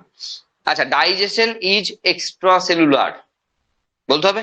আগেও আমরা বারবার বলে রেখেছি যে সেল দিয়ে ঘেরা নালীপথ, সেই নালীপথে হচ্ছে ডাইজেশন, মানে সেলের বাইরে হচ্ছে ডাইজেশন। সেই জন্য এই ধরনের ডাইজেশনকে বলা হয় এক্সট্রা সেলুলার ডাইজেশন, এদের জন্য দেখা যায়। ইম্পর্টেন্ট ক্যারেক্টার 10 নম্বরে রয়েছে, সেটা হলো blood vascular system is well developed and close type. মুক্ত রক্ত সংবহন তন্ত্র আর বদ্ধ রক্ত সংবহন তন্ত্র, আমরা দুটো জিনিস পাই, আমরা জানি। যদি হার্ট এবং ব্লাড ভেসেল ছাড়া অন্য কোনো বডি ক্যাভিটিতে রক্ত না বেরোয় তখন তাকে বদ্ধ বলা হয়, আর যদি এক্সট্রা অন্য কোনো ক্যাভিটিতে বেরোয় তখন মুক্ত বলা হয়। যে না বুঝবে সে বলবে, তার জন্য আমি আবার বলবো। ঠিক আছে, মুক্ত রক্ত সংবহন তন্ত্র এবং বদ্ধ রক্ত সংবহন তন্ত্র দুটো টাইপ আছে, এদের কাছে ক্লোজ টাইপ, একটু অ্যাডভান্স টাইপ। ক্লোজ মানে এদের কোনো বাইরে কোনো ক্যাভিটিতে উন্মুক্ত হয়নি।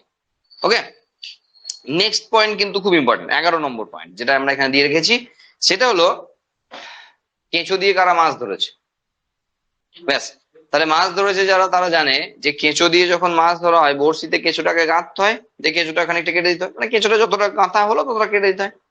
হাতে রক্ত লাগে, তাই না, তার মানে রক্ত লাগে, মানে লাল রঙের রক্তই লাগে। আমাদের রক্তের রং লাল, আমরা জানি হিমোগ্লোবিন আছে, তো ওদেরও তাই হিমোগ্লোবিন আছে। এবার মজার ব্যাপার কি, আমাদের হিমোগ্লোবিন কোথায় আছে? আমাদের হিমোগ্লোবিন কোথায় আছে? রক্তকণিকার মধ্যে। কোন রক্তকণিকার মধ্যে? লোহিত রক্তকণিকা। তাহলে আমাদের আরবিসির মধ্যে হিমোগ্লোবিন থাকে। মজার ব্যাপার দেখো, আমাদের আরবিসির মধ্যে থাকে। আরবিসি এমন একটি কোষ পরিণত অবস্থায় যার নিউক্লিয়াস নাই এবং কেউ নাই। কি আছে? ভরে ভরে একটা জিনিসই আছে যার নাম হিমোগ্লোবিন, আর কিচ্ছু নাই। তাহলে আমাদের হিমোগ্লোবিন লোহিত রক্তকণিকার মধ্যে প্যাক করা আছে, ওদের হিমোগ্লোবিন প্লাজমাতে গোলা আছে। মানে এটা যদি আমি ব্লাড ভেসেল দেখাই তোমাকে, আর এটা যদি রক্তকণিকা হয়, ধরো এটা বড় হয়ে গেল, এবারে ধরো ছোট ছোট রক্তকণিকা, শ্বেত লোহিত আর অনুচক্রিকা সব ধরে নাও তুমি, বাকি অংশ প্লাজমা, রক্তরস। তাহলে আমাদের যখন হিমোগ্লোবিন আরবিসির মধ্যে প্যাক করা আছে, ওদের হিমোগ্লোবিন এই প্লাজমাতে গোলা আছে। এতে কি সুবিধা পেল? যদি আমাদের থাকতো আমরা কি অসুবিধা ভোগ করতাম? দুদিকেই ব্যাপারটা রয়েছে প্রশ্ন। ওদের কেন আছে, ওদের কি সুবিধা হচ্ছে, ওদের যদি আরবিসির মধ্যে প্যাক থাকতো তাহলে কি অসুবিধা হতো? ঠিক উল্টো কোশ্চেন, আমাদের যদি প্লাজমাতে গোলা থাকতো আমরা কি অসুবিধায় পড়তাম? আমি বলে দিই উত্তরগুলো। সেটা হলো, দেখো এদেরও ত্বক ভিজে ভিজে, তাহলে বলার অপেক্ষা রাখে না, অক্সিজেন এবং কার্বন ডাইঅক্সাইডের আদান প্রদান ত্বকের থ্রু দিয়েই হচ্ছে। এইবার যদি হিমোগ্লোবিন আরবিসির মধ্যে ভরা থাকতো তাহলে এক্সচেঞ্জ করতে আরো বেশি অসুবিধা হতো, তাই না? তাহলে প্লাজমার মধ্যে গোলা আছে, তাহলে এখানে পাশাপাশি পেয়ে যাচ্ছে, তাহলে এক্সচেঞ্জ করাতে সুবিধা হচ্ছে না। যদি এই সেলটার সঙ্গে এক্সচেঞ্জ করতে হতো তাহলে অনেক অসুবিধা হতো। যদি এই সেলটাই ভরে থাকতো হিমোগ্লোবিন, আর এইখানে আছে অক্সিজেন, এখানে আছে কার্বন ডাইঅক্সাইড, এই দুটো এক্সচেঞ্জ করতে অনেক অসুবিধা হতো। সেই জন্য প্লাজমাতে গুলে দিল। তাতে কি হয়, তাহলে বডি সারফেসের সঙ্গে সঙ্গে থাকছে, তাতে কি হয়, এক্সচেঞ্জ করতে সুবিধা হবে। এবার প্রশ্ন হলো, যদি আমাদের এরকম থাকতো কি অসুবিধা হতো? প্রথমত আমাদের থাকলে আমাদের ব্লাড প্রেশার বেড়ে যেত, কারণ রক্তের প্লাজমার মধ্যে হিমোগ্লোবিন গুলে থাকা কেন, যে কেউ গুলে থাকুক তাতে ব্লাডের ডেনসিটি বাড়তো, আর ডেনসিটি বাড়লে প্রেশার বাড়তো।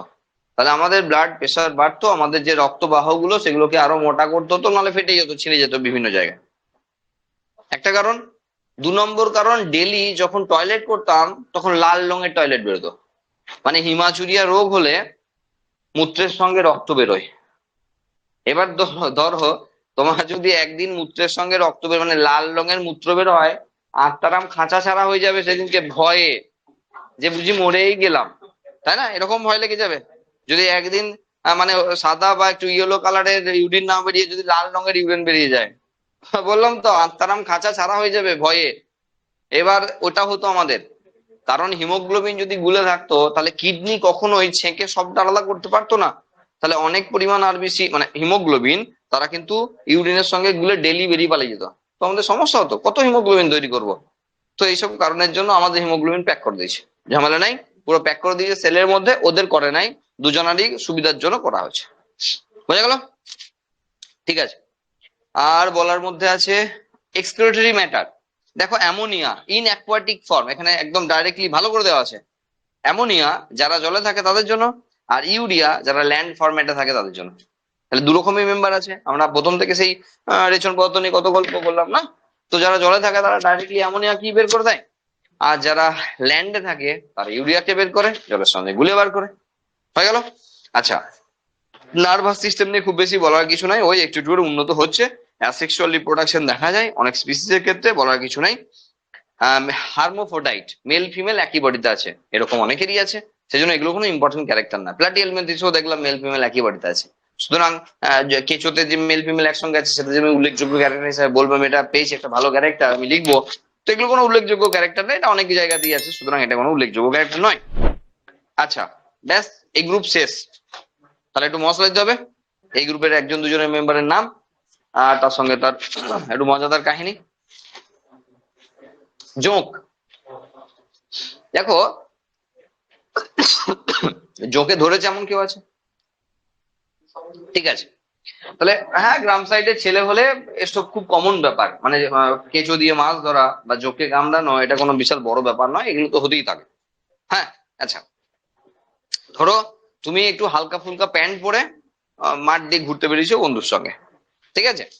এবার বন্ধু শুনবে, এবার জোঁক বাবাজি কি করেছে, ওরা না প্রোটিনের গন্ধ পায়, মানে ছিল মাঠে কোথায় কোথায়, তুমি যখন হেঁটে যাচ্ছ ও লাফিয়ে লাফিয়ে তোমার কাছে চলে এলো, কেন? মানে এই প্রোটিনের তারা যেমন কেমোট্যাকটিক মুভমেন্ট হয় না, এরা প্রোটিনকে আইডেন্টিফাই করতে পারে যে পাশাপাশি প্রোটিন এসছে, তো মাংসে ভরা দেহ, প্রোটিন আছে, চলো যখনই যাচ্ছি এবার হালকা ফুলকা প্যান্ট আছে, তো বাবাজি সুসু সুসু করে পায়ের উপর দিয়ে উঠতে লেগেছে।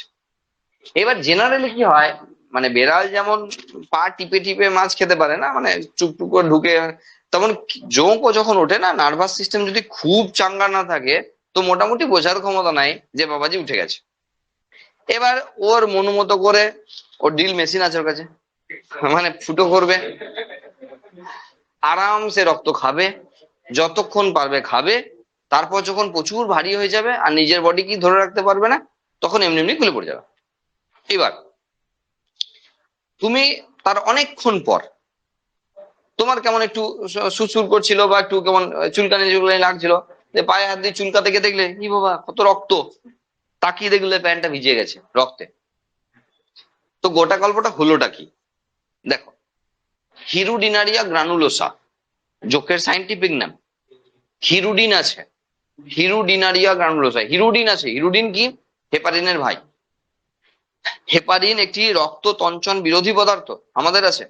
রক্ত বাহের মধ্যে রক্ত তঞ্চিত হয় না কেন, আমরা তার একটি পয়েন্ট লিখতাম, আমাদের রক্তে হেপারিন থাকায় সে একটি অ্যান্টি কোয়াগুলেন্ট, মানে রক্ত তঞ্চন বিরোধী পদার্থ, যারা রক্তকে তঞ্চিত হতে দেয় না।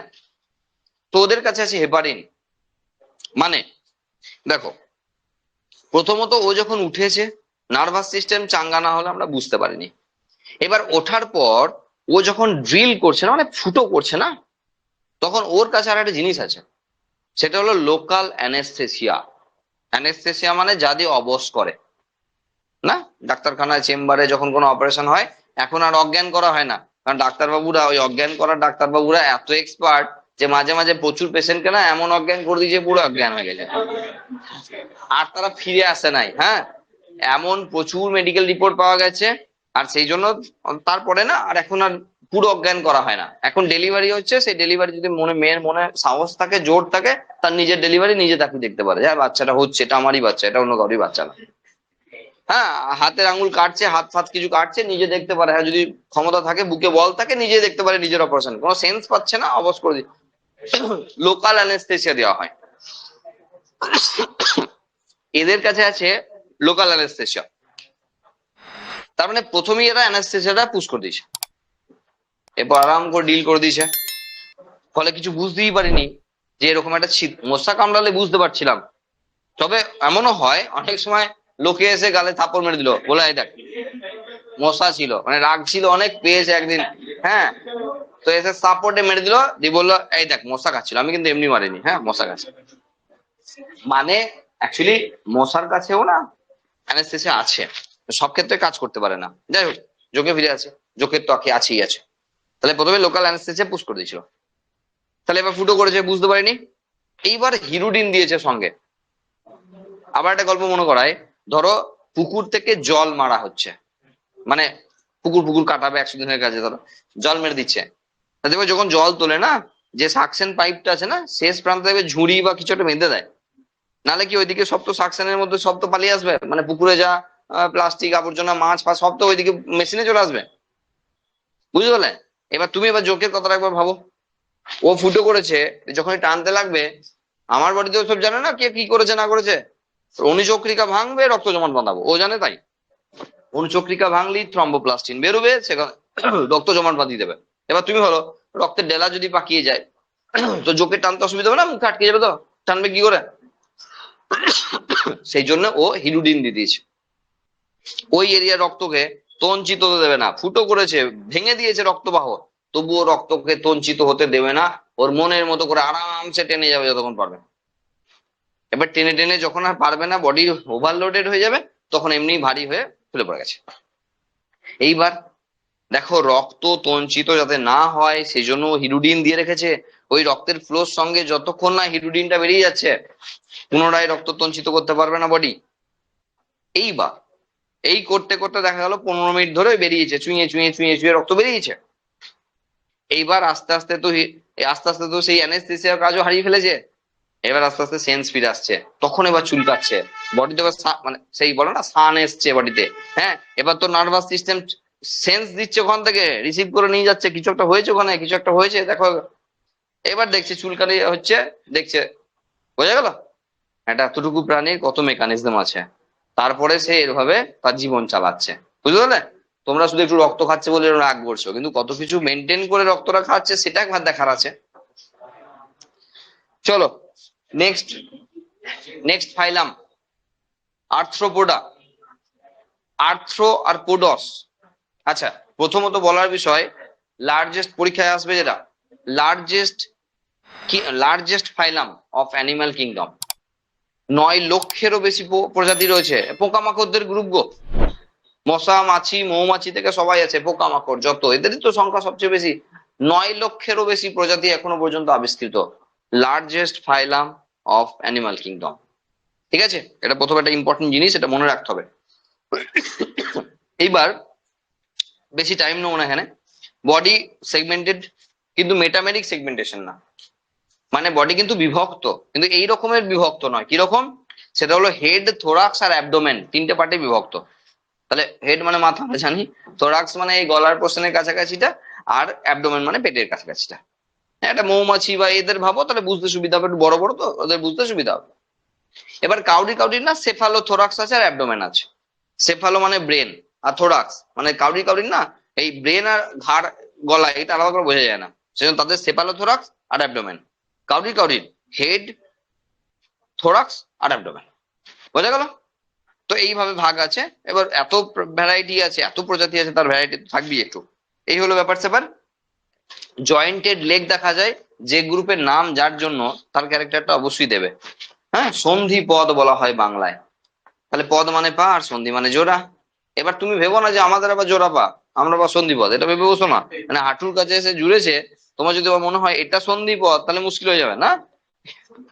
এটা বুঝতে হবে। তার মানে এদের গঠন আর আমাদের এই হাঁটুর গঠনটা পুরো আলাদা। সেই জন্য এদের পায়ের যে গঠনগত বৈশিষ্ট্য আছে, সেটা একটা নয়, অনেকগুলো পার্ট পার্ট পার্ট পার্ট করে করা আছে না, এই জন্য সন্ধিপদ বলা হয়। ওকে, আচ্ছা দেখো, এক্সোস্কেলিটাল স্ট্রাকচার, ইম্পর্টেন্ট ক্যারেক্টার। এদের বডিতে রয়েছে এক্সোস্কেলিটন, মানে বহিঃকঙ্কাল। দেখো আমাদের কি হয়, আমাদের উপরে মাংস টাংস হ্যান ত্যান নরম, ভিতরে হাড় আছে শক্ত, আমাদের এন্ডোস্কেলিটাল সিস্টেম মানে অন্তঃকঙ্কাল। আর এদের রয়েছে বহিঃকঙ্কাল। কাইটিন নামটা মনে পড়ছে? ফাঙ্গাসের সেল ওয়ালে ছিল, ফাঙ্গাইকে ওই জন্য অ্যানিমেলের সঙ্গে তুলনা করা হচ্ছিল। এই তো এদের আছে, এদের এক্সোস্কেলিটাল স্ট্রাকচারে রয়েছে কাইটিন, অবশ্যই উল্লেখযোগ্য ক্যারেক্টার এবং দারুণ উল্লেখযোগ্য ক্যারেক্টার, আর কাউরি নাই। তাহলে এই গোটা গ্রুপের রয়েছে বাইরে কাইটিনের লেয়ার, আর যেটা তাদের এক্সোস্কেলিটাল স্ট্রাকচার। ধরো এটা আরশোলা, ধরো তুমি একদিন সকালে গিয়ে দেখলে তোমার বাড়ির কোনো একটা জায়গায় হাত পাওয়া যাবে না, এরকম একটা জায়গায় আরশোলা বসে আছে। সন্ধ্যেবেলায় আবার গিয়ে দেখলে একই জায়গায় বসে আছে, ঠিক আছে চলো বসে আছে। পরের দিন সন্ধ্যাবেলায় গিয়ে দেখলে ও কি জায়গায় বসে আছে। এবার তোমার কপালে ভাঁজ এসছে আর কি, মানে কি ব্যাপার, এ যায়ও না, কিছু হয় না, এই ঝাঁটা দিয়ে একটু লাগালে দেখলে পড়ে গেল। ও পড়লো তো শুধু খোসাটাই পড়লো, ভেতরে আর কিছু না, সব পিঁপড়ে খেয়ে দিয়েছে। মানে কি? মানে এদের বডির ভিতরে নরম, বাইরে শক্ত, বহিঃকঙ্কাল আছে। এত গল্প কেন বলছি, যাতে একটু মনে থাকে। তাহলে এদের বাইরেটা নষ্ট হতে অনেক টাইম লাগবে, কিন্তু ভিতরের অংশটা নরম, সব খেয়ে নিয়ে পালিয়েছে। আমাদের উল্টোটা, আমাদের লাশ ফেলে দিলে পচে পচে মাংসটা পচে যাবে, কিন্তু কঙ্কালটা নষ্ট হতে অনেক টাইম লাগবে। আমাদের আছে অন্তঃকঙ্কাল, আছে বহিঃকঙ্কাল। একডাইসিস মানে খোলস ত্যাগ। দেখো এই কাইটিনের লেয়ারটা না, একটা ভ্যালিডিটি আছে, খুব বেশি দিন স্টে করে না, মানে কাইটিনটার ভ্যালিডিটি আছে। তো কি করে, মাঝে মাঝে চেঞ্জ করতে হয়, সেই জন্য নিচের দিক থেকে একটা কাইটিনের লেয়ার তৈরি করে, ওপরের কাইটিনের লেয়ারটা ফেলে দেয়।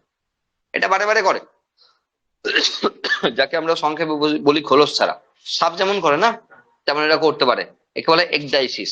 এটা করতে পারে, অবশ্যই এটা ইম্পর্টেন্ট ক্যারেক্টার। হার্ট রয়েছে ডরসাল সারফেসে, অবশ্যই বিশাল ইম্পর্টেন্ট ক্যারেক্টার। একটা গরু ভাবো, গরু, আমাদের কথা ভাবলে একটু অসুবিধা হবে, মানে পিঠের দিকে হার্ট আছে। তাহলে গরুর ভাবো, আমাদেরও ভাবতে পারো। তাহলে আমাদের বুকের দিকে মানে সামনের দিকে হার্ট, আর ওদের আছে পিঠের দিকে হার্ট।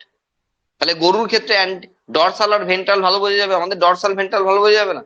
গরু এরকম করে আছে, তাহলে ওর নিচের দিকটা ভেন্ট্রাল, আর ওপর দিকটা ডরসাল। গরুর কিন্তু নিচের দিকে আছে স্তন্যপায়ী। এদের কথা বলছি, যাদের কথা হচ্ছে, তাদের ডরসাল সারফেসে হার্ট আছে, এবং হার্ট বহু প্রকোষ্ঠযুক্ত। আমরা আরশোলা মনে হয় পড়েছি আগে, 13টা প্রকোষ্ঠযুক্ত হার্ট আছে তাদের। তার মানে এদের হার্ট বহু প্রকোষ্ঠযুক্ত। তার মানে এদের ডরসাল সারফেসে হার্ট আছে, এটা উল্লেখযোগ্য ক্যারেক্টার, অন্য কোনো গ্রুপে নাই। বোঝা গেল? ইম্পর্টেন্ট ক্যারেক্টার খুঁজে নিতে হবে, যেগুলো বলছি এগুলো ইম্পর্টেন্ট ক্যারেক্টার, এগুলো আইডেন্টিফাইং ক্যারেক্টার। এবং শুধু তাই নয়, সঙ্গে একটা ব্যাপার আছে, সেটা কি? সেটা হলো যে এদের ডরসাল সারফেসে হার্ট এবং তার সঙ্গে নিচে কিন্তু চেম্বার আছে যাতে রক্ত উন্মুক্ত হয়ে যায়, মানে ওপেন টাইপ সার্কুলেটরি সিস্টেম, মুক্ত রক্ত সহমন তন্ত্র এদের ক্ষেত্রে রয়েছে। আগের গ্রুপে বদ্ধটা যত না ইম্পর্টেন্ট তাদের জন্য, কারণ আমাদের বদ্ধ আছে, গাদা গাদা লোক সব বদ্ধ আছে, কিন্তু মুক্ত কম জনের আছে, সেজন্য মুক্ত রক্ত সংবহন তন্ত্র অল্প এই গ্রুপের মেম্বারের বৈশিষ্ট্য তো উল্লেখযোগ্য ক্যারেক্টার, কারণ হিমোসিল নামক একটি গহ্বরে উন্মুক্ত হয়। আচ্ছা, এই যে পোকামাকড় মেরে কোনদিন রক্ত বেরিয়েছে নাকি? মানে রক্ত কালারলেস, ব্লাড কালারলেস, এটাও ইম্পর্টেন্ট ক্যারেক্টার। ঠিক আছে, হ্যাঁ মশা মারলে রক্ত বেরোলো, মশার ডাইজেস্টিভ সিস্টেম, আমার রক্তটা ছিল, মশার রক্ত ছিল না। তাহলে আমি যখন মশা মারলাম রক্তটা বেরোলো, ওটা আমার রক্ত, মশার রক্ত নয়।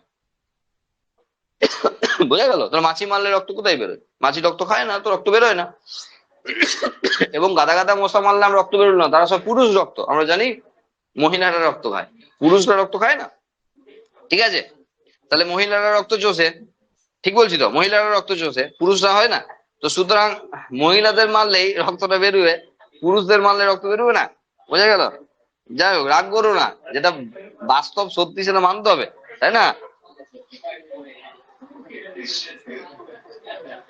অ্যানোফেলিস, কিউলেক্স, অ্যাডিস, এত এত মশা আছে, সব ফিমেল কোটা রোগ ছড়ায়, মেল কোটা একটাও রোগ ছড়ায় না, কারণ মেল কোটা রক্ত খায় না।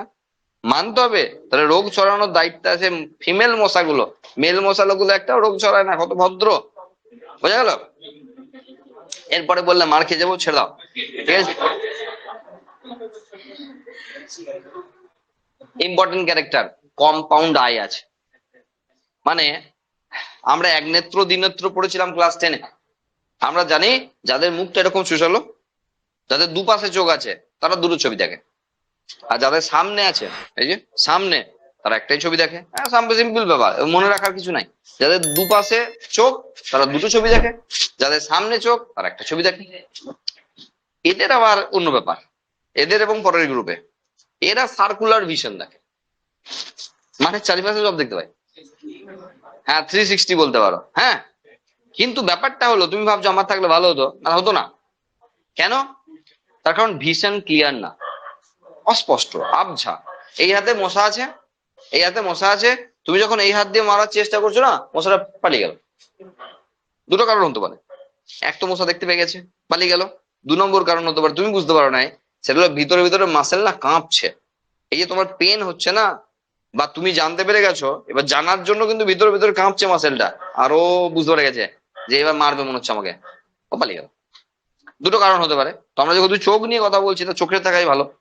তাহলে এরা কিন্তু দেখতে পায়, কিন্তু অস্পষ্ট একদম, মানে কিছু একটা আসছে এমন বুঝতে পারে। তুমি যদি হাত না নিয়ে যদি এমনিও পাটা ঘোরাও না, ও এমনি পালিয়ে যাবে ভয়ে, কারণ ও তো বুঝতে পারে নাই হাত আসছে না পা আসছে না কি আসছে, ও জানে কিছু একটা আসছে, পালিয়ে গেল। কম্পাউন্ডার এদের ক্ষেত্রে উল্লেখযোগ্য ক্যারেক্টার।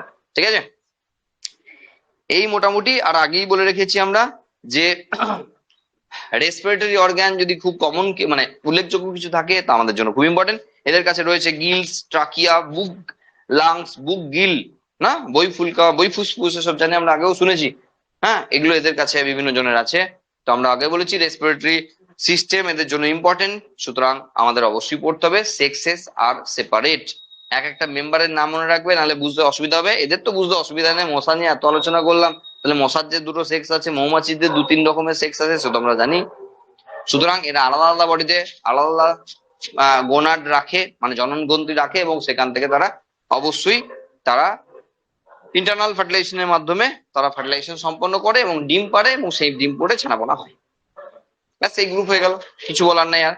মৌমাছি নিয়ে গল্প বলতাম, কিন্তু মৌমাছি ক্লাস 12-এ আছে, বড় গল্প আছে, সেসব তখন গল্প বলবো, এখন কিছু গল্প শোনাবো না। Next phylum mollusca. দেখো, সফট বডি অ্যান্ড সেলড, মানে কি? দেখো, সেকেন্ড লার্জেস্ট ফাইলাম, এখানে দেখবে মেম্বারের সংখ্যাটা, এখানে দেখবে প্রথমেই বড় বড় করে দেওয়া আছে, second largest phylum of animal kingdom, মানে এই গ্রুপে যারা মেম্বার রয়েছে তারা আর্থ্রোপোডার থেকে কম, কিন্তু সেকেন্ড লার্জেস্ট। হ্যাঁ, এবার এই গ্রুপের মেম্বারদের না অনেক বিপদ আছে। হ্যাঁ, ঠিক আছে, এই গ্রুপের মেম্বারদের না অনেক বিপদ আছে। কেন? এদের যে বডি, সেগুলো খুব সফট টাইপের, মানে মাংসলো, এই যে প্রথমে বলা আছে সফট বডিজ অ্যান্ড সেলড। এবার মাংসলো হওয়ার জন্য সেটা অনেকের কাছেই লোভনীয়, মানে অনেকেই খেতে চায়, আর সেই জন্য ওপরে সেল দিয়ে রেখেছে, মানে শক্ত খোসা দিয়ে রেখেছে, যাকে ক্যালসিয়াম কার্বনেট ম্যাক্সিমাম টাইমের। শামুক, ঝিনুক, গুগলি, হ্যাঁ, এইসব মেম্বাররা এখানে রয়েছে। তাহলে কম বেশি গুলো দেখেছি আমরা, সেইভাবে আমাদের ভাবনা চিন্তা করতে হবে। এবার দেখো, বডিটা সফট, কিন্তু তার উপরে একটা পর্দা আছে যার নাম কিন্তু ম্যান্টেল। সেই ম্যান্টেল কিন্তু শক্ত খোসাটা নয়, কিন্তু এসব ভুল ভেবে নিও না। তার মানে নরম যে বডিটা রয়েছে, সেই বডিকে ঘিরে নিচে উপরে করে গোটা বডিতে একটা ম্যান্টেল নামক একটি পর্দা আছে, গোটা বডি দিয়ে আছে। এবার উপরের দিকে আরেকটা এক্সট্রা সেল চাপিয়েছে, যেটা ক্যালসিয়াম কার্বনেট দিয়ে তৈরি। এবার কি হবে, সবাই তো আর মানুষ নয়, বাকিটা খাবার আগে 5 বার ভাববে একে খেয়ে হজম করতে পারবো তো, কারণ শক্ত সেলটা আছে, তো খাবার আগে ভাববে। বুঝতে পারছো কি বলছি? আর সেই জন্য প্রোটেকশনের জন্য ব্যবস্থা করে রেখেছে। তাহলে সফট বডি, তার উপরে ম্যান্টেলের আবরণ, আর তার উপরে শক্ত ক্যালসিয়াম কার্বনেটের সেল। এই হলো এদের বডি স্ট্রাকচার। এইবার যে কোনো একটা মেম্বারকে নিয়ে আলোচনা করা যাক। দেখো, এই যে সফট বডি, এই যে নরম মাংসলো পদ যেটাকে আমরা বলছি, ওর নিচের দিকে না মিউকাস গ্ল্যান্ড আছে। একটু খেয়াল করে দেখবে, শামুক যেদিক দিয়ে যাচ্ছে সেদিক দেখবে ভিজে ভিজে যাচ্ছে না, লম্বা দাগ হয়ে চলে যাচ্ছে। কি হবে দেখো, যতই ম্যান্টেল নামক পর্দাটা থাকুক না কেন, যখন যাচ্ছে তখন তো তোমাকে যদি এখান থেকে টেনে নিয়ে গিয়ে ধরো 100 মিটার টেনে নিয়ে যায় পাটা ধরো ধরে, তা তোমার প্যান্ট নয় আরো অনেক কিছু ছিঁড়ে যাবে। তাহলে এই শামুকটা যদি এইভাবে সারা ওর জীবনকাল ধরে এইভাবে ও ঘষে ঘষে যায়, তো ওর তো হাল খারাপ হয়ে যাবে। সেই জন্য ম্যান্টেল তো রয়েছেই রয়েছে, সঙ্গে মিউকাস গ্ল্যান্ড থেকে কন্টিনিউয়াসলি মিউকাস সিক্রেশন করে যাচ্ছে। ফলে কি, সেটা পিচ্ছিল কারক হয়ে যাচ্ছে, ঘর্ষণ বল কমে যাচ্ছে, ফলে বেঁচে যাচ্ছে, মানে কোনো অসুবিধা হচ্ছে না। এবার ম্যান্টেল থাকার অনেকগুলো সুবিধা পায়। ধরো কোন দিক দিয়ে যাবে অত তো আগে থেকে বুঝতে পারছে না, ধরো কোনো গরম জায়গার উপর উঠে পড়েছে, ম্যান্টেল বাঁচিয়ে দেবে। ঠান্ডা জায়গায় উঠে পড়েছে, ম্যান্টেল বাঁচিয়ে দেবে। কোনো কেমিক্যালের উপর উঠে পড়েছে, ম্যান্টেল বাঁচিয়ে দেবে। কারণ যাওয়ার সময় কোন রাস্তায় কি পথ আসবে এত তো বুঝতে পারছে না। সেই জন্য ম্যান্টেল কিন্তু অনেক কাজ করছে, অনেক কাজে হেল্প করছে এদেরকে। সঙ্গে মিউকাস গ্ল্যান্ড রয়েছে, কন্টিনিউয়াসলি মিউকাস সিক্রেশন করছে, যা এদের মানে গমনের ক্ষেত্রে এক জায়গা থেকে অন্য জায়গায় যেতে অনেক সুবিধা করে দিচ্ছে। ওকে, এইবার এদের ক্ষেত্রে যে মাউথ পোর্শন রয়েছে না, মাউথ পোর্শনের পরে পরেই না এদের ডাইজেস্টিভ সিস্টেম পুরো প্রপার ডাইজেস্টিভ সিস্টেম, মানে গ্ল্যান্ড ফ্ল্যান্ড পর্যন্ত আছে, মানে ডাইজেস্টিভ গ্ল্যান্ড আছে যেখান থেকে ডাইজেস্টিভ জুস সিক্রেশন হয়, ডাইজেশন হয়, এসব আছে সব ব্যবস্থা। হ্যাঁ, এবার মাউথের পরেই না প্রথম গ্রুপ যেখানে র্যাডুলা বলে একটি স্ট্রাকচার এলো। র্যাডুলা এদের কাছে জিভের মতো কাজ করে, দাঁতের মতো কাজ করে। মানে এই প্রথম অর্গানিজম যারা কি খাচ্ছে বোঝার মতো ক্ষমতা রাখে, মানে টেস্ট বলতে ব্যাপার স্যাপার আসছে এই প্রথম। হ্যাঁ, মানে কি খাচ্ছি এটা টেস্টি কি টেস্টি না, মানে ওর অ্যাঙ্গেলে আর কি। হ্যাঁ, টক ঝাল মিষ্টি বলছি না, ওর অ্যাঙ্গেলে এটা টেস্টি কি টেস্টি না, এটা আমার খাবার কি খাবার না, এটা বোঝার ক্ষমতা চলে আসছে। র্যাডুলা একসঙ্গে দাঁতের কাজ করছে, একসঙ্গে জিভেরও কাজ করছে, মানে খাবারটাকে ভেতরে নিয়ে সেটাকে পিছন দিকে পাঠিয়ে দেওয়া, গোটা কাজটাই কিন্তু ও একাই সম্পন্ন করতে পারে, সঙ্গে স্বাদ গ্রহণটাও করতে পারে। ওকে, ইম্পর্টেন্ট ক্যারেক্টার এগুলো। এদের কাছে লাংস, লিভার, আমরা আগেও বলেছি যে ডাইজেস্টিভ গ্ল্যান্ড রয়েছে, লিভার তো ডাইজেস্টিভ গ্ল্যান্ড হিসেবে সবচেয়ে বড় ডাইজেস্টিভ গ্ল্যান্ড হিসেবে কাজ করে। তার মানে এদের ডাইজেশনের জন্য লিভার পর্যন্ত রয়েছে, এবং লাংস রয়েছে, সেটা বডির উপরে সার্ফেসে রয়েছে। এগুলো এদের কাছে ইম্পর্টেন্ট ক্যারেক্টার। আরেকটা জিনিস, তোমরা এই ছবি দেখলেই কার্টুনের কথা মনে পড়ে যায় ছোটবেলাকার, এই যে সামনে দুটো টেন্টাকেলস এবং তার সামনে আই, না এরকম করে বার করে দেয় না, সেই আমাদের ছোটবেলাকার কার্টুন গুলোর কথা মনে পড়ে যায়। তো এরা না এই যে নরম মাংসলো বডি হওয়ার জন্য না এদের খুব ভয়ে ভয়ে থাকতে হয়। ধরো একটা বদমাইশ ছেলে লাঠি নিয়ে দাঁড়িয়ে আছে, এবার দেখতে পেয়ে সব ভেতরে ঢুকিয়ে দিয়েছে, শক্ত খোলার উপরে ভেতরে বসে আছে। এবার খানিকক্ষণ পর টুকটু করে ওই টেন্টাকেলস বার করে তুলে দিয়ে দেখবে চারিদিকে কেউ আছে কিনা। যদি না থাকে আবার গমন শুরু করবে। এবার বদমাইশ ছেলে, সে তো 0.5 ঘন্টা পরে বানিয়েছে মারবে বলে, ঠিক আছে? যাই হোক, তো সেসব হতে পারে, এগুলো আলাদা ব্যাপার হয়ে গেল।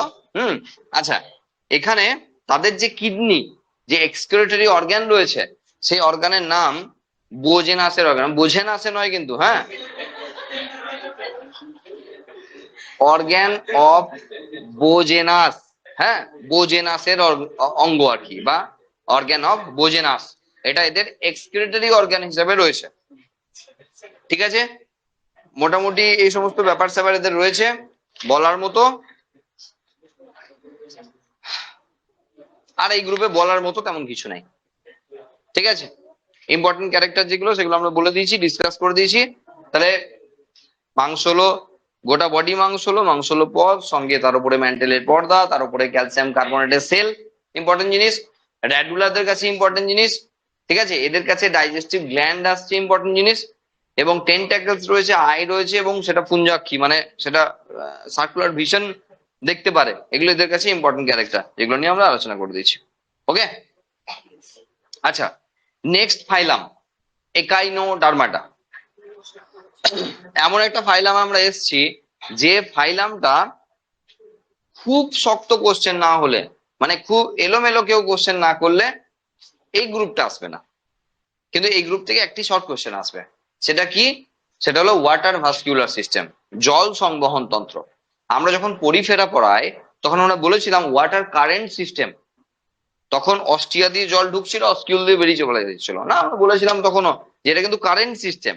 আর এখানে এসছে এদের এটা ভাস্কিউলার সিস্টেম, মানে আমরা যেমন রক্তের মাধ্যমে গোটা বডিতে সার্কুলেট করি না, ওরা জলের মাধ্যমে যাবতীয় জিনিসপত্র সার্কুলেট করে। সেটা অক্সিজেন হতে পারে, খাদ্য বস্তু হতে পারে, রেশন পত্র হতে পারে, কার্বন ডাইঅক্সাইড হতে পারে, যাবতীয় জিনিসপত্র ওরা জলের মাধ্যমে সংবহন করে। কিন্তু ওয়াটার ফ্লোতে না, ওয়াটার ভাস্কিউলার সিস্টেম রয়েছে, মানে জলই ওদের এই পরিবহনের মাধ্যম। এটা তো ইম্পর্টেন্ট ক্যারেক্টার। তবুও গ্রুপ যখন, মানে ফাইলাম যখন এসছে, একবারে কিছু না বলে ছাড়া যায়? ছাড়া যাবে না, বলতে হবে একবার। সেটা হলো রেডিয়াল। এতক্ষণ পর্যন্ত ম্যাক্সিমামের জন্য বায়োল্যাটারাল পাচ্ছিলাম। রেডিয়াল সিমেট্রি খুব ইম্পর্টেন্ট ক্যারেক্টার এদের কাছে। এই যে তারা মাসে যে ছবি দেখতে পাচ্ছ না, একে একাধিকবার মেন অ্যাক্সিস বরাবর গেলে একাধিকবার সমান দুই ভাগে ভাগ করা সম্ভব। আমরা বলেছিলাম radial symmetry. Radial symmetry Echinodermata উল্লেখযোগ্য উদাহরণ, রেডিয়াল সিমেট্রি দেখা যায়। ওকে, এরপর দেখো একটা জিনিস, এদের গোটা গায়ে ক্যালকেরিয়াস অসিকেল আছে। ফাইলামটার নাম একাইনোডার্মাটা। একাইনোস শব্দের অর্থ হলো কাঁটা, আর ডার্মিস মানে ত্বক, বাংলায় বলা হয় কন্টক ত্বকি। মানে গোটা গায়ে কাঁটার মতো জিনিস আছে, আর সেগুলোকে বলা হয় ক্যালকেরিয়াস অসিকেলস। এগুলো গোটা বডিতে আছে, সেই জন্য কাঁটা কাঁটা লাগে, খোঁচা খোঁচা বা এবড়ো খেবড়ো লাগে। বুঝা গেল? আচ্ছা, বডি সিস্টেমকে যদি বলো তাহলে এদের ওয়াটার ভাস্কুলার সিস্টেম আছে, আগেই বললাম, এবং ওপেন টাইপের সার্কুলার সিস্টেম। এগুলো খুব ইম্পর্টেন্ট কিছু নয়। এই যে পাঁচটা ভাগ পাচ্ছ না, এই যে দেহের পাঁচটা জায়গা পাচ্ছি, এদের কিন্তু ওরাল আর অ্যাবোরাল তল আছে, মানে উল্টো সোজা আছে। ঠিক আছে, উল্টো সোজার ব্যাপারটা আছে। তাহলে ওরাল এবং অ্যাবোরাল দুটো সাইড রয়েছে। যত এই যে পাঁচটা যে দিক আমরা ভাগটা পাচ্ছি না, ওই গোটা, দেখো পরের জায়গাতে গেলে বুঝতে পারবে। এই যে স্পাইন গুলো এখানে দেখানো হয়েছে, এটা সেন্ট্রাল ডিস্ক, আর এই পাঁচটা ভাগে ভাগ হয়েছে না, এগুলোকে আর্ম বলা হয়, আর্ম। তাহলে পাঁচটা আর্ম বা বাহু রয়েছে। এবার প্রত্যেকটা বাহুকে একটু খেয়াল করো, উল্টে দিয়ে, উল্টে দিয়ে খেয়াল করো। প্রচুর না ছোট ছোট টিউব আছে, যেগুলোকে টিউব ফিড বলা হয়, নালীপথ। এর মাধ্যমে গোটাটা সার্কুলেট করায় এরা, মানে এগিয়ে যাওয়া থেকে শুরু করে সার্কুলেশনটা গোটাটাই এর মাধ্যমে করে। এটা কিন্তু উল্টে দিয়ে দেখতে হবে, বুঝা গেল? তাহলে এটা তারা মাঝখানে উল্টে দিলাম, দিয়ে এই রকমের টিউব ফিড কিন্তু প্রত্যেকটা জায়গাতে প্রচুর দেখতে পাবো, গোটাটা জুড়ে দেখতে পাবো। তাহলে এই জায়গা দিয়ে জল প্রবেশ করে, স্পঞ্জের মতো ভাবলে হবে না কিন্তু, এই জায়গা দিয়ে জল প্রবেশ করে এবং গোটা বডিতে সার্কুলেট করে। এরপর এদের যদি ওরাল আর অ্যাবোরাল বলো, তা দেখো মাউথ আর অ্যানাস দুটো পোর্শন পাচ্ছি আমরা। তার মানে খাবার খাওয়া, সেখানে হজম করা, এবং সেটাকে সার্কুলেট করা গোটা আর্মগুলোতে, এবং তারপরে অ্যানাস দিয়ে সেটাকে বেরো করে দেওয়া। এই গোটা প্রসেসই কিন্তু এরা করে থ্রু ওয়াটার ভাস্কুলার সিস্টেম। ব্যাস, এই হলো আজকের বিষয়। কেন? তার কারণ বলছি, যে এর পরের যে ফাইলাম সেটা হলো হেমিকর্ডাটা, আর তারপরের গ্রুপের নাম হলো কর্ডাটা। এতক্ষণ পর্যন্ত আমরা যাদেরকে পড়ছিলাম, ভালো করে শোনো, নন কর্ডাটা। তাহলে এতক্ষণ পর্যন্ত পরিফেরা, তার আগে যদি প্রোটোজোয়াকেও ধরে নাও, প্রোটোজোয়া থেকে আরম্ভ করে আমরা এই যে একাইনোডার্মাটা পেলাম, এরা সবাই নন কর্ডাটা। এরপর একটা গ্রুপকে বাদ দিয়ে, একটা ফাইলামকে বাদ দিয়ে পরের ফাইলামে যাবো আমরা কর্ডাটা। তাহলে তার মাঝে অর্ধেক কর্ডাটা মানে হেমি কর্ডাটা। ঠিক আছে, তাহলে হেমি কর্ডাটা আমাদের কাছে ইম্পর্টেন্ট কিনা, কতটা পড়বো না পড়বো সেসব তো পরে ভাববো। আজকে এই পর্যন্ত।